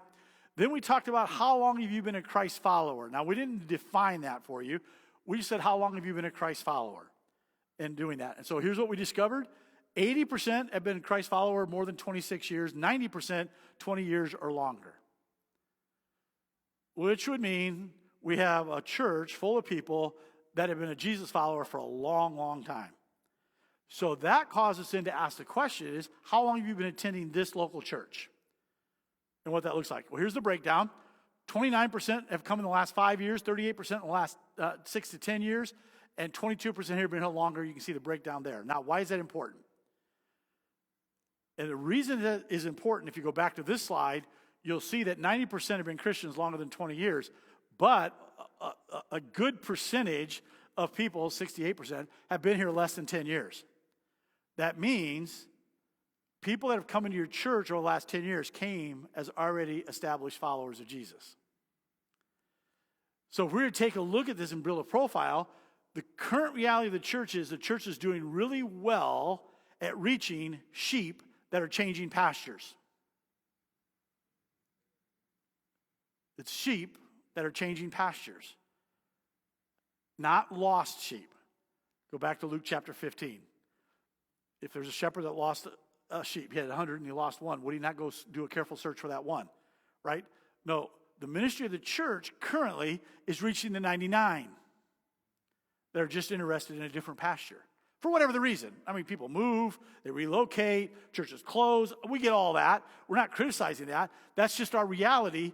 Based on who we are right now, we're most likely to reach people who are already Christian. So you have to ask yourself, is that what we're about? Is that what God's called us to be about? Is to simply reach the found instead of searching for the lost? Aren't you glad you came tonight to get encouraged? Right? If we don't tell the truth and we just keep doing what we've always done, expecting different results, then that's not going to happen. Right? Based on what we're currently doing, these are the folk we're most likely to reach in that process. So then we got to the place we began to say, okay, if currently we're reaching the found, who lives in the community? Are they only the found? You know, if you take a look at, and we took a look at what we call a ministry impact area. And the ministry impact area of your church is about 4 miles. So over 80% of the people in the church live within a 4-mile radius of the church. So that's what we call our ministry impact area. So we said, okay, who lives in that ministry impact area? Population's about 240,000 people. Projected growth is 1.4. You can kind of see the breakdown, Anglo-Asian, Hispanic, African-American breakdown, and what that looks like. Again, don't get caught up in the specific numbers. They may be off a percentage or two, who knows, with the new census data. But that gives us an idea of who lives in that area. Under 17 is 18%, 24%. You can see the breakdown there. The average household income is $110,000. Now, you know, nobody makes the average, right? Everybody makes more or less. I mean, it just kind of fits in that category of average, what that looks like. The unchurched population is about 65%. Wow. Maybe we need to go back here. 239,000 people within 4 miles of the church. 65% are unchurched. Thousands and thousands and thousands of people. Many of them drive by your church every week, every day, that don't know Jesus. I don't know what that does to you, but man, it just breaks my heart. we who have been given the message of hope and transformation have become an inward focus group caring for one another instead of a church on mission with Jesus. Jesus said it this way, I have come to seek and to save those who are lost. And his last words to his church was to be on mission with him, to really make a difference in what that begins to look like. There's a couple of things that were really interesting about the demographic. It's a very well-educated demographic with over 50% that have a college degree. You add those that have attended some college, it's an even higher percentage. So it's a well-educated place. A lot of young professionals, mostly white collar, that live in this community. There are very few single-parent homes in the area that are led by single parents, way below the national average. The national average is about 30%, and here it's about 6%. So it is young couples, some with children, some with not. The percentage of people that live in this community without children is astounding. There are a lot of homes that don't have children. They're just a couple living together, most of the time both working to be able to afford housing and to be able to live, right, and what that begins to look like. So that's part of the demographic of the church. All that should inform our priorities. All that should inform what we do and how we do it and what that looks like. So with that in mind, with thousands and thousands and thousands of people that don't know Jesus, we asked the question, what would you consider your current priorities to be as a church? What are your current priorities? We asked you to rank it on a scale of 1 to 7. We gave you 7 things. We asked you to rank them and said 1 being the most important thing we're currently doing, 7, this is the least important thing we're doing. Here's what you said. You said worship, community service, fellowship, prayer, evangelism, discipleship, and missions. In that order were our priorities currently. Now here's where we begin to get a little disturbed. We asked the question, what would you prefer them to be? What would you prefer your priorities to be? Here's what you said. Prayer, worship, discipleship, fellowship, community service, evangelism, and missions. I hope you get this, because let me just put it up side by side for just a moment. The focus of what you would like them to be is very inward. It's about prayer, it's about worship, it's about discipleship, it's about fellowship. Evangelism was near the end. Community service moved from the second to near the end as preferred priorities. That was disturbing for us because it began to show the inward movement is probably more significant than we like to admit, of caring for us, circling the wagons, protecting the resources, being comfortable, as opposed to being on mission with Jesus. Now, aren't you really glad you came tonight? But the reality is, if we don't have a heart that's in the right place, the actions are always going to be met with resistance. So you got to make sure the heart is in that right place as well. And what does that begin to look like? So we ask a couple of questions to help us understand the sense of urgency that people had. And the first question we said, do you think your church needs to change? Do you think it needs radical change? Nobody said that. Do you think it needs significant change? 41% said yes. 23% said, some change. 36% said, you can tweak a couple things as long as it's not my stuff. Right? Because you know how it is in the church. Everybody's okay changing everybody else's stuff. Just don't mess with my stuff. And the problem is you don't know what your stuff is until somebody changes it. And then you're tempted to murmur and complain. Right? So the sense of urgency for radical or significant change is going to be met with some resistance. So what we would say is that there is the potential that any change will be resisted. Now, not by anybody here or anybody watching online. It's other people that aren't here tonight, right? Whatever that looks like. We have a tendency to value comfort over mission, of being satisfied or happy or content over being on mission with Jesus, and that certainly is the case. Then the second question we ask, because it's important for us as having an interim pastor here, is how open are you to help from outside? So we ask the question, do you think your church needs intervention? Do you think your church, let me get through there. I lost it again. Okay, let me do this again. I got this part down.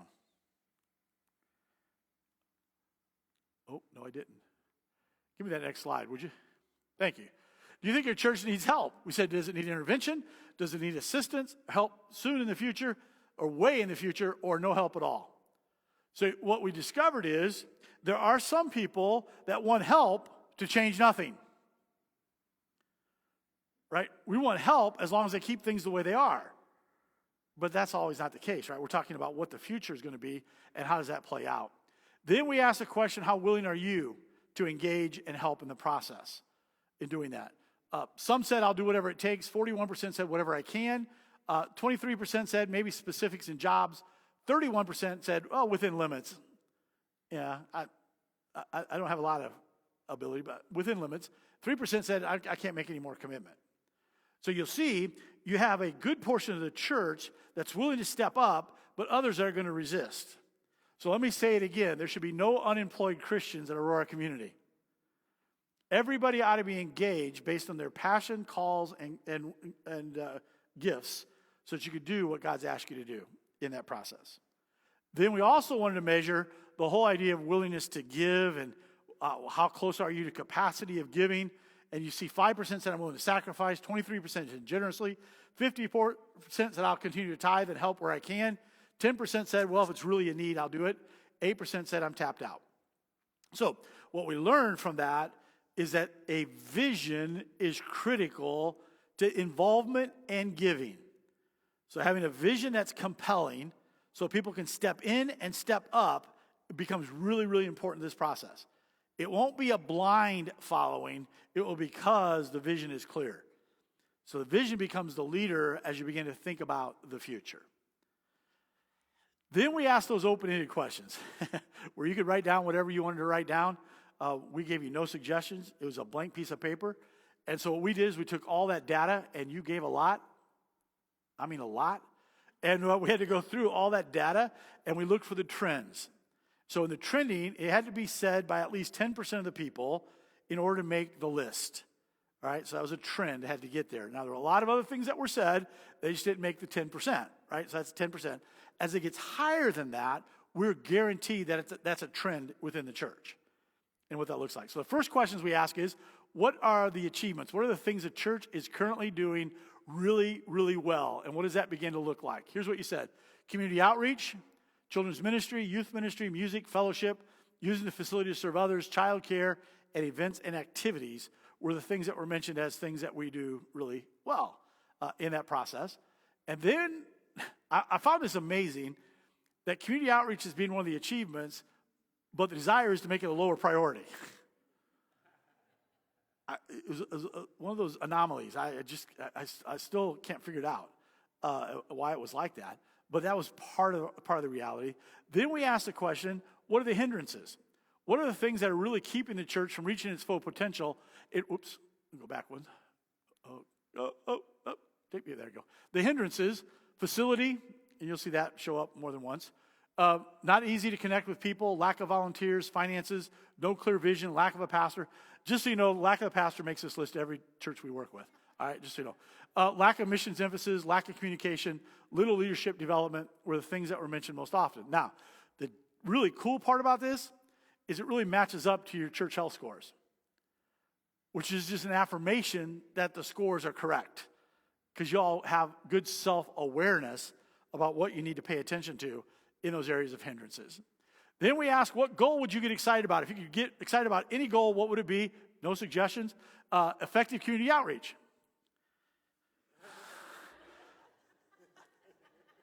I'm so confused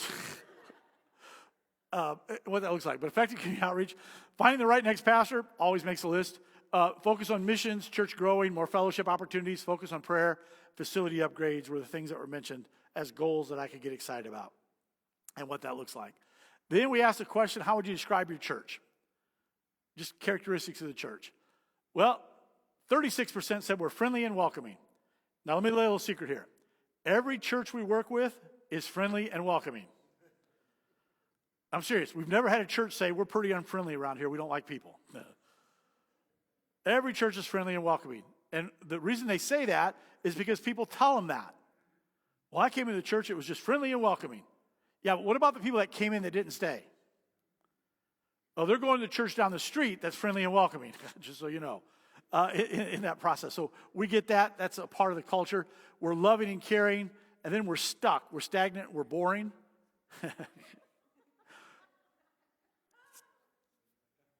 Man, if there's one thing I don't ever want to be said about a church that I'm a part of, it's boring, right? And what that looks like. We're ready. We have great potential. We're biblically based. We're some of the things that you would identify as the characteristics of the church. Then we ask the question, if you could change anything in the world, what would you change? And what would that look like? Oops. Oh, no, I said purpose first. So we did purpose. So that's the first thing we did was purpose. Now this is, again, I'm going to get you really confused. All right, the purpose of the church is to reach lost and broken people. 62%. Discipleship, loving people, supporting each other, teaching God's word, providing a place to worship, were the things that were mentioned. All right, let's just break it right down. If we believe the purpose of the church is to reach lost and broken people, then we have to acknowledge that we're not accomplishing the purpose of the church right now. And to continue to do things as we're doing them will not result in fulfilling the purpose.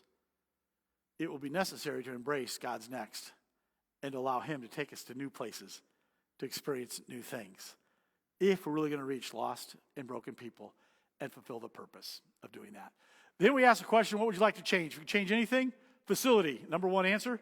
Lots of different suggestions, upgrades, new building, too big, get smaller, all kinds of questions. We're part of that. Church growing, engaging the community, more fellowship. Music and managing finances were things that were mentioned as things I'd like to change for greater effectiveness. Then we asked the question, what is the church's reputation in the community? Good community involvement, positive, supported children, youth programs. Some said we're not sure we have a reputation in the community. Holiday events, and we're helpful and caring were things mentioned. That really does impact our ability to connect with the lost and broken in the community, the reputation that we have in doing that. Then we said, what are the felt needs of the community? Things that were said, basic needs, food, clothes, money, were things that were mentioned most often. Homelessness, child support, salvation, and addiction issues. Now, I can tell you right now, just so you know, salvation is not a felt need. That's a real need, right? A felt need is what people feel as a need. If they felt that as a need, every church in this town would be full, right? That's a real need, but we have to meet the felt need so that the gospel becomes good news to their lives. And so that begins to be thinking far more like missionaries than we've ever thought before, and what that begins to look like. Then we ask the question, what would you like to see in your next pastor? Here's some of the things you said: personable, a biblical teacher, good communicator, personal relationship with God, prayerful, and community engagement. Now, I got a little nervous here because you want community engagement to be a little lower priority, but you want the pastor to do it all. Man, you're not hiring a gun to engage the community.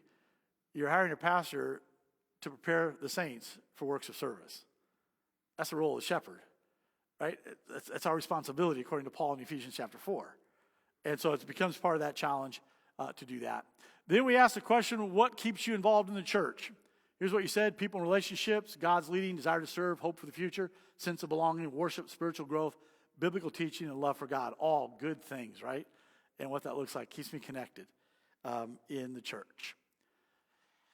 Now, all that said, what we do is take a look at all those things and say, okay, does it match up to the rest of the assessment? Is it consistent throughout? With the exception of the lower priority of community engagement, the answer is yes. It does match up across the board in what that looks like. There is a desire and understanding of the purpose of the church, but it will require us doing things differently to accomplish that desire and that purpose of what that looks like. So let me just begin to move to the end here, and we'll talk a little bit about first impressions. Now, this is a guest perspective, all right? So it's one Sunday, it's one visit. You know how it is. Some Sundays are really good, sometimes Sundays struggle and all that kind of things. But first impressions, you get one chance to make a first impression on people's lives. So paying attention to that becomes really important. Now, one of the things that we do not do tonight is to go through all the facility parts of the assessment. It's all there. So when you get the report, you can go to the facility section and you'll see 4, 5, 6 pages of facility stuff.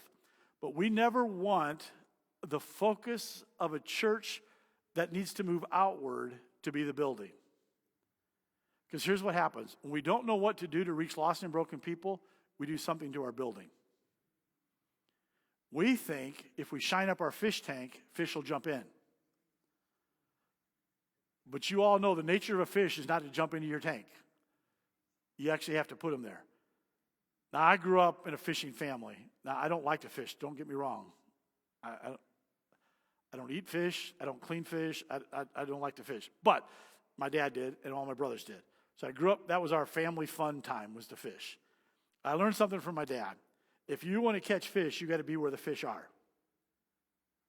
You cannot fish from the family room. And so often in the church, we think we're fishing from the sanctuary. We shine it up, people just kind of jump in.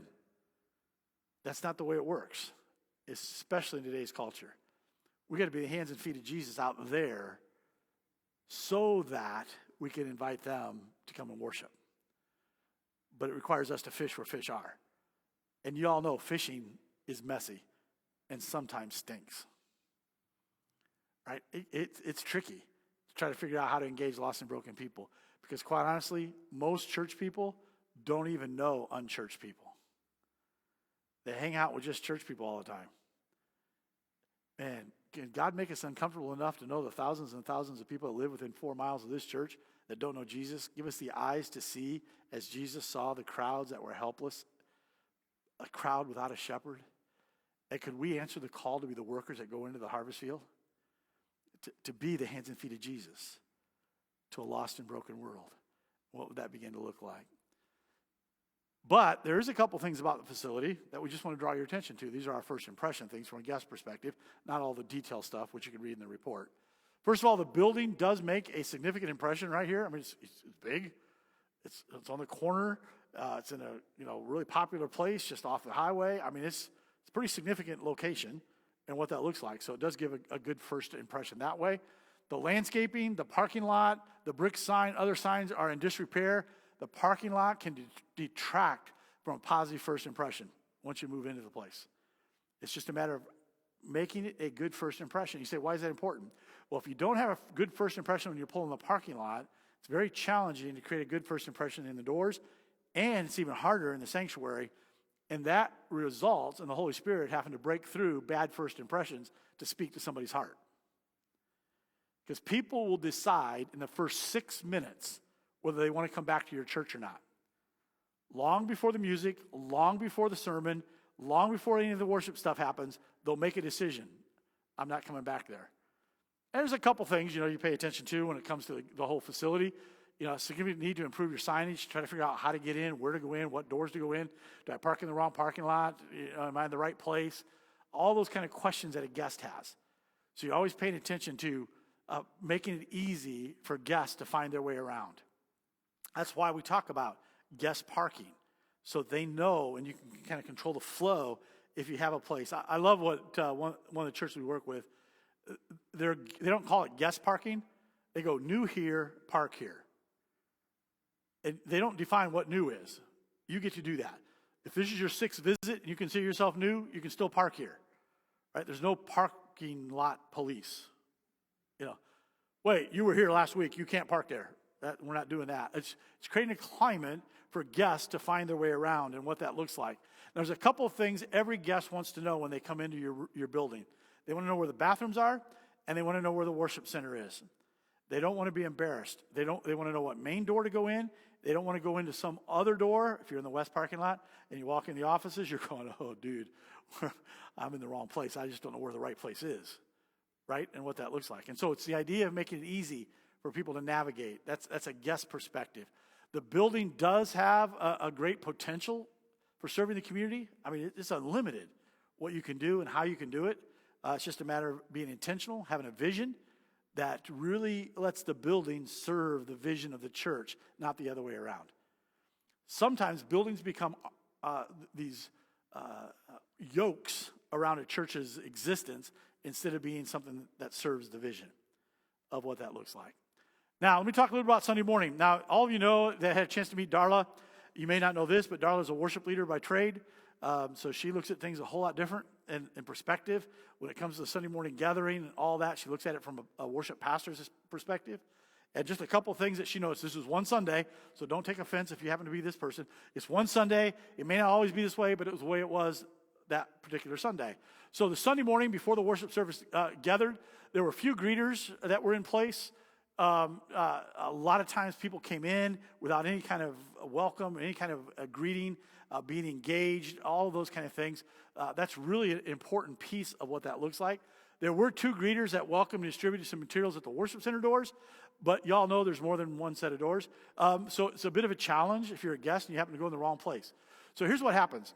If a guest shows up and sees a crowd at these doors, and these doors are open, guess where they're going to go? These doors over here. So it's a matter of being intentional about making sure guests are welcome. The ushers were prepared for the offering, but there was no seating assistance, nobody to kind of serve the needs of people as they came in. You say, yeah, but we got lots of seats. They don't need any help. In that process, it's getting people together along the way.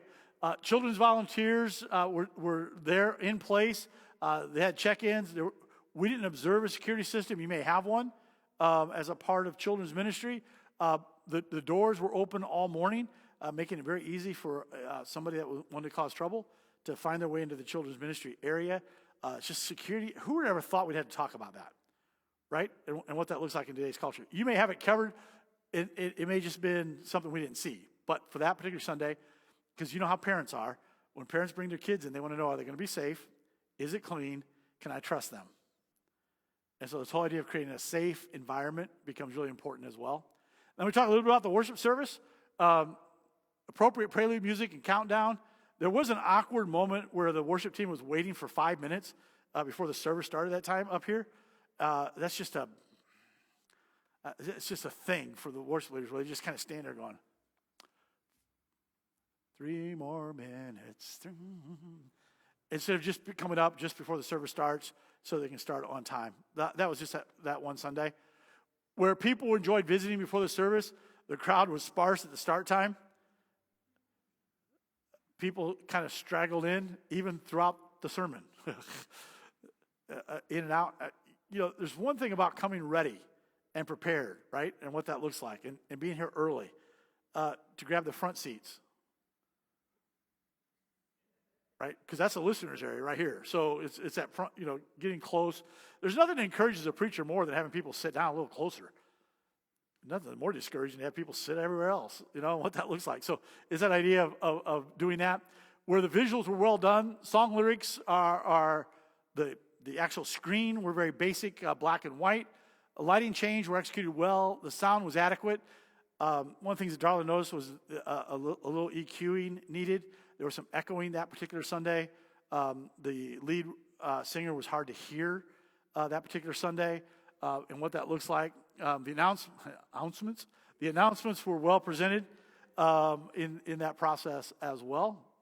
For the most part, Darla really enjoyed the worship service. The announcement music were executed with excellence.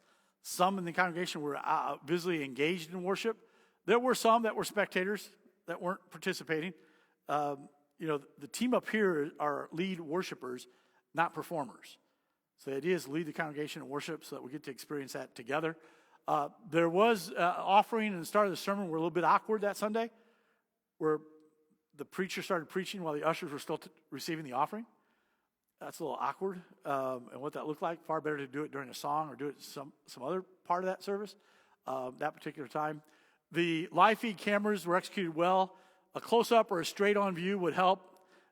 Only the sermon is included in all your videos instead of the live worship. You can't find history of live worship. It's all just sermons. Because you know how it is when a guest goes to your website, what they want to know is what kind of music, what's the flavor, what's the atmosphere of the service. Is it something that I'm going to be comfortable with in doing that? So providing that kind of direction. And I get the whole, people are worried about copyright laws and all that, but if you get a license that allows you to do live feed, you can record a live feed and have it played back with the live feed licensing from CCL. So it's the same thing, but allows you to do that. All you got to do is simply say, we do not own the rights to the music. and what that looks like. So anyway, now let me talk a little bit about website, social media. This is my thing. One of the things I always like to do is to figure out who a church is, because the new front door of the church is your online presence. People will Google you before they ever show up at your door. And so they want to know some things. They want to know what the flavor is. And so we do the same thing.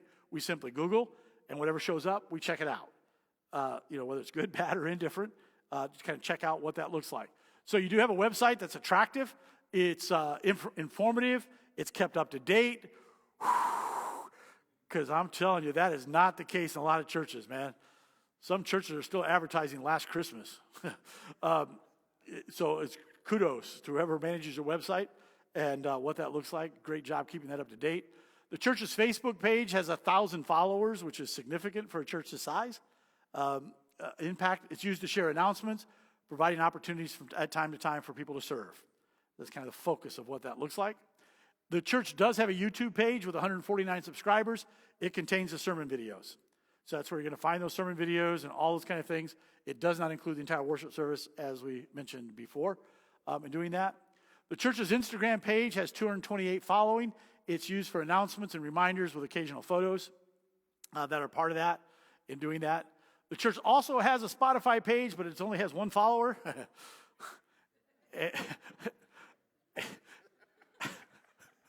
Probably not real effective. It's probably the person that created it. But anyway, it shows a list of music. A lot of churches use Spotify to do their sets that they're going to do for worship on Sunday. They'll have a channel. They'll have set up their playlist on Spotify so people can go during the week and listen to the playlist for Sunday. So when they come together on Sunday, their songs are very familiar to them and what that looks like. That's how most people use it. Your playlist has like 37 songs on it or something. It's really not effective at all, but it is there, and it's linked to your website. So people are more likely to do that. So I just take that link off, just so you know, because it's not how you use it right now. It's not real effective. We didn't find any other social media accounts for the church, or maybe some out there just didn't show up. All the other kind of things that are out there. You all know communication is changing dramatically and very quickly. You never know what's going to be the new thing. It's going to catch people's attention and grab the way they talk. Like, for instance, I have a 19-year-old grandson that lives with us, and if I want to ever have a conversation with him while I'm on the road, if I email him, it's a waste of space. I don't even think he knows he has an email account. But anyway, email. If I text him, his phone's usually not with him to be able to text and all those things. So what I have found is Discord, which is a gamer's communication app. So I have a Discord account because I game with my grandson every once in a while. And so I have a Discord account. If I send a message on Discord, I get an answer within seconds. It's just the way he communicates, right? It's just a changing world. And this whole online presence, trying to figure all that out, is an ongoing challenge. We get it. The fastest growing staff position in the church right now is a communications director. Somebody to keep all the communication stuff going with social media and trying to figure out how to contact people and what that looks like. I tell people all the time, if you want to reach people 50 and over, use Facebook. If you want to reach people that are 30 to 50, use Instagram. If you want to reach those that are under 30, then you got to figure out YouTube and TikTok. If you don't, you're going to just miss a whole generation. If you want to reach teenagers, good luck. Because they all do different things to communicate and what that looks like. Because if you got gamer teenagers, I'm telling you right now, you got to have a Discord account. If I was a youth pastor right now, I'd have a Discord account. I'd figure out how to game with people for the gamers because you're going to reach them. My grandson doesn't go to church on Sundays anymore with us. He goes to virtual church. Every Sunday afternoon at 2 o'clock, there's a church in California called virtualchurch.com, and which simply means they put on their virtual reality headsets, and they all go to church together from all over the world. It's one of the most amazing things I've gone with him several times. That just means I put on his extra headset, and I go to church with him. It's a church that does music exceptionally well. The preaching is outstanding. The pastor stays for an hour and a half after the service and just answers questions from students all over the country, or around the world, actually. There have been people from Japan and China and Italy and all kinds of different places that join on their virtual reality church, or virtual church as they call it. I'm telling you, I missed that class in seminary. I'd have to even think about that, right? How do you communicate? And all that happened because of COVID. Because he was very involved in his youth group played the bass in the band, all those he was very involved. And then when they shut down the youth group, he lost 2 years of his youth ministry because they didn't do anything. So he went online and got a whole other group from all over the world to connect with. It's different, right? So the challenge is how do we begin to do that, to figure that out. Now, the church's online presence, as I said, is a new front door, and it's important for us to always take a look at what people are finding, and do we like what they're finding? Do we like what they're seeing? Are they experiencing it? It's the new guest perspective. Okay, here's the good news. When you get the report tomorrow, you can now skip the first 27 pages. You can go to page 28 and read the summary of conclusions unless you're choleric. If you're choleric, you can go ahead and just turn to page 38 and read the recommendations. Right? Now, if you're melancholy, you will start at page 1 because that's the only way you know how to read a book. Right? You'll read the whole thing again, even though I just said it all. If you're phlegmatic, chances are you probably won't spend a lot of time because you're afraid somebody's going to get upset. And if you're a sanguine, good luck, because you will be all over that report trying to figure different things out as you go along. It's just different personalities, but we want you to be able to do that as well. So let me just take a moment as we close to talk a little bit about recommendations. Now, I'm shifting from your report to our observations and recommendations based on the results of the report. All right, so you're going to find in the report on page 38, you're going to see some overall observations that we make. And then starting on page 39, you'll see the recommendations. Now, the recommendations are only 3 pages, single-spaced, but they're only 3 pages that are part of the recommendations that we make. They're in a couple of different categories, and I want to just hit the highlights. Now, I know this gets frustrating for some people that just want to know what we're doing because we want the transition team to really work through the what. We're going to give the general picture, specific enough to give direction, but also general enough to allow for handprints on that. So there are a couple of categories. The first category we talk about is the leadership category, and that is the establishment of a transition team. So our recommendation is that you establish a transition team. That transition team will be nominated by your TIPS pastor and will be empowered, gets the word, empowered by the church board. That means the transition team is given the responsibility and the authority to come up with a plan for the transition as far as taking the results of the assessment and putting together recommendations. Okay, that's their job. So you're going to empower them up front. So how many church board members do we have in the room tonight? Okay, raise your hand for just a moment. I want you to look me in the eye. I want you to know what I just said. You empower them to make decisions. They're not making recommendations to you for your approval. They're empowered to make decisions. Right? That goes back to the empowered leadership factor and all what that begins to look like. So they're empowered to make the actual decisions as to the recommend. Now, they're not the search team. They're not doing the finances of the church, not managing the church. That's all church board stuff.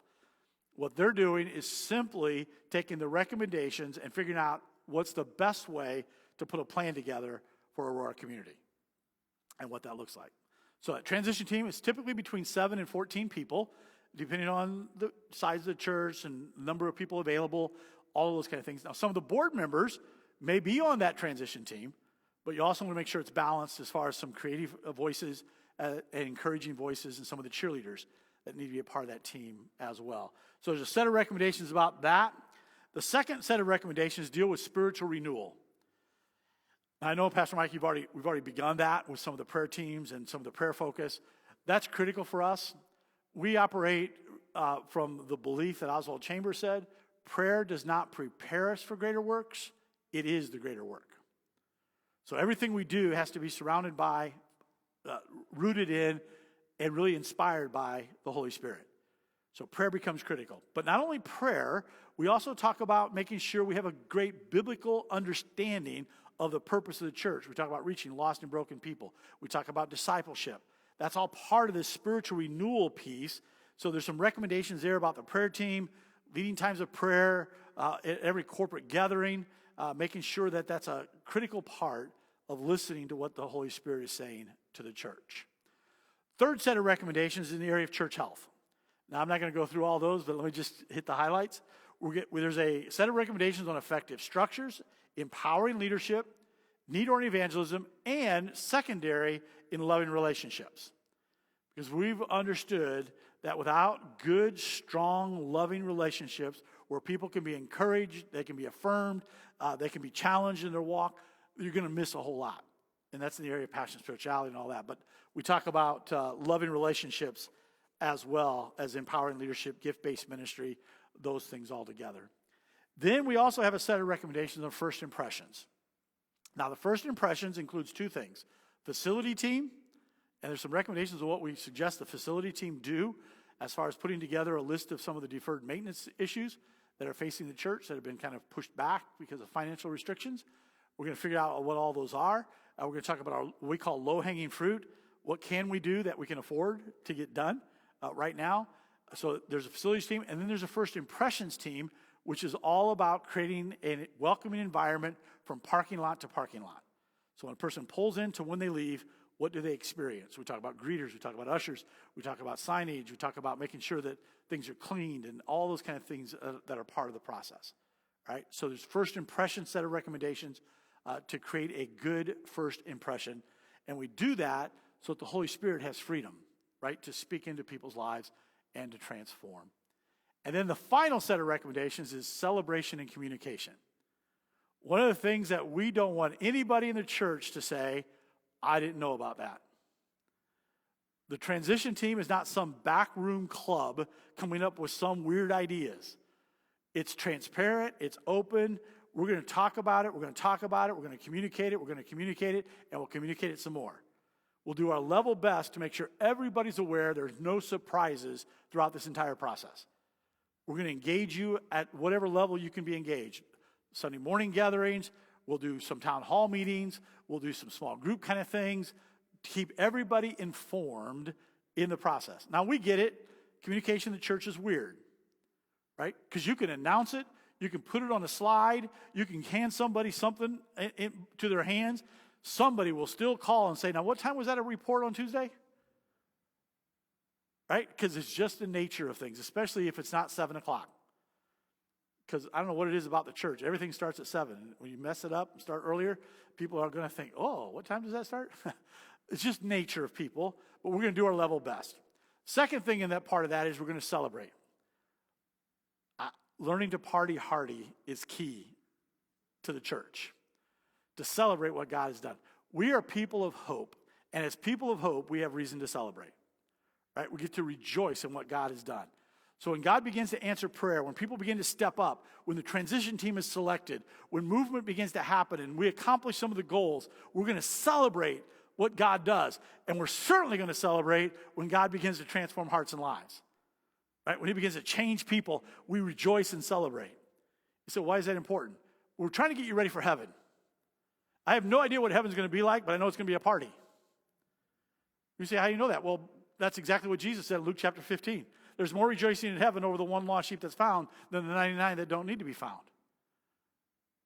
And you know, when you're in heaven, there's still going to be people found. Now just think about it. Thousands and thousands of people every day come to know Jesus, so there are thousands and thousands of parties every day in heaven. Because it says all of heaven rejoices.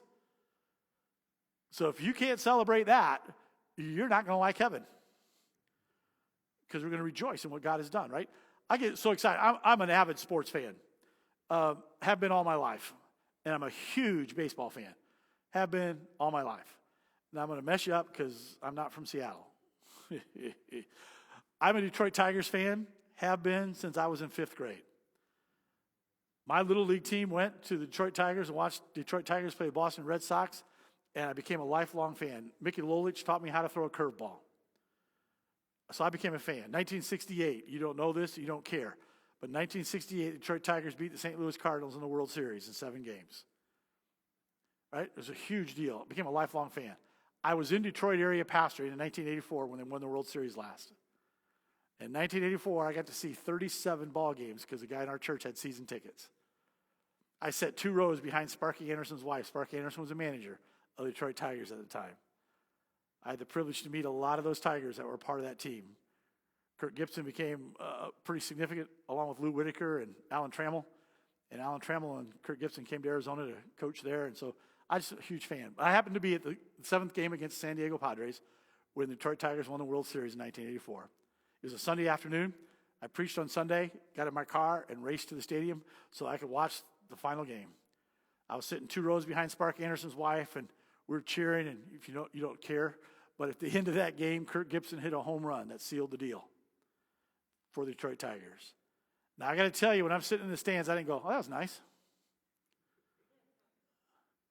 I'm high-fiving people, hugging people that I don't even know. I gave Sparky Henderson's wife the greatest hug. I mean, we're just celebrating and partying with everybody around us. And I'm thinking, why in the world do we in the church have so much hard time celebrating when God transforms hearts and lives? That's bigger than any home run in any World Series, where a life is changed for eternity. We got to just rejoice in that, right? We got to celebrate what God does. Now, you may be a loud celebrator or quiet celebrator. It doesn't really matter, but you got to celebrate. You know, when God begins to show up and begins to do what he's going to do. So we're going to celebrate during this entire process when goals are accomplished. Mike is going to become a cheerleader. Right? And we're just going to party hardy and celebrate what God does in that process in doing that. All right, so those are the recommendations. As you kind of work your way through, I know it's not all the details. You can read about them as you get the report and kind of digest them, take a look at them, and then we'll have conversation about them. And sometime in the next probably 2, 3, 4 weeks, there'll be a transition team that will be commissioned before the congregation. Prayer teams will be recruited to pray for them as a part of our process of getting ready for the next chapter in the life of the church. Our whole focus is helping churches ask and discover what's next. Our focus is the future, not the past. Our focus is on where God's taking us, not where we've been. Now, where we've been has shaped us, but it must not define our future. That's done by the Holy Spirit, right? And what that begins to look like. So I want to encourage you, be people of courage. Be people of great discernment. And be people of radical obedience to whatever God says. A song that was popular several years ago now was Yes, Lord, Yes, to Your Will and to Your Way. May that be our theme song? Yes, Lord, yes, to your will and to your way. God, when you speak, my answer is yes. When you show me a direction, my answer is yes. That's my prayer for you. That's my prayer for your church. Best days are still before us, not behind us. God has a plan to prosper and bless, to give you hope in a future. God, give us the courage to walk into your future. Amen? Let me pray for you. Father, thank you for tonight. Thank you for this church. Thank you for these folk that love their church, desire for you to be all that you would want them to be, for the church to be everything you would have designed for it to be. So I pray that you give us wisdom beyond ourselves, discernment to hear your voice, courage to be radically obedient. God, I pray a blessing upon the leaders, upon the transition team yet to be selected, upon Pastor Mike and the staff and all that you have planned. God, help us to walk into your promises. This one thing we do, forgetting what is behind, we press on to the prize that you've called us heavenward for. Make it to be so in this your church, we pray. In Jesus' name. And all of God's people together said, amen, amen. God bless you. Thanks for being here and enduring the last couple of hours.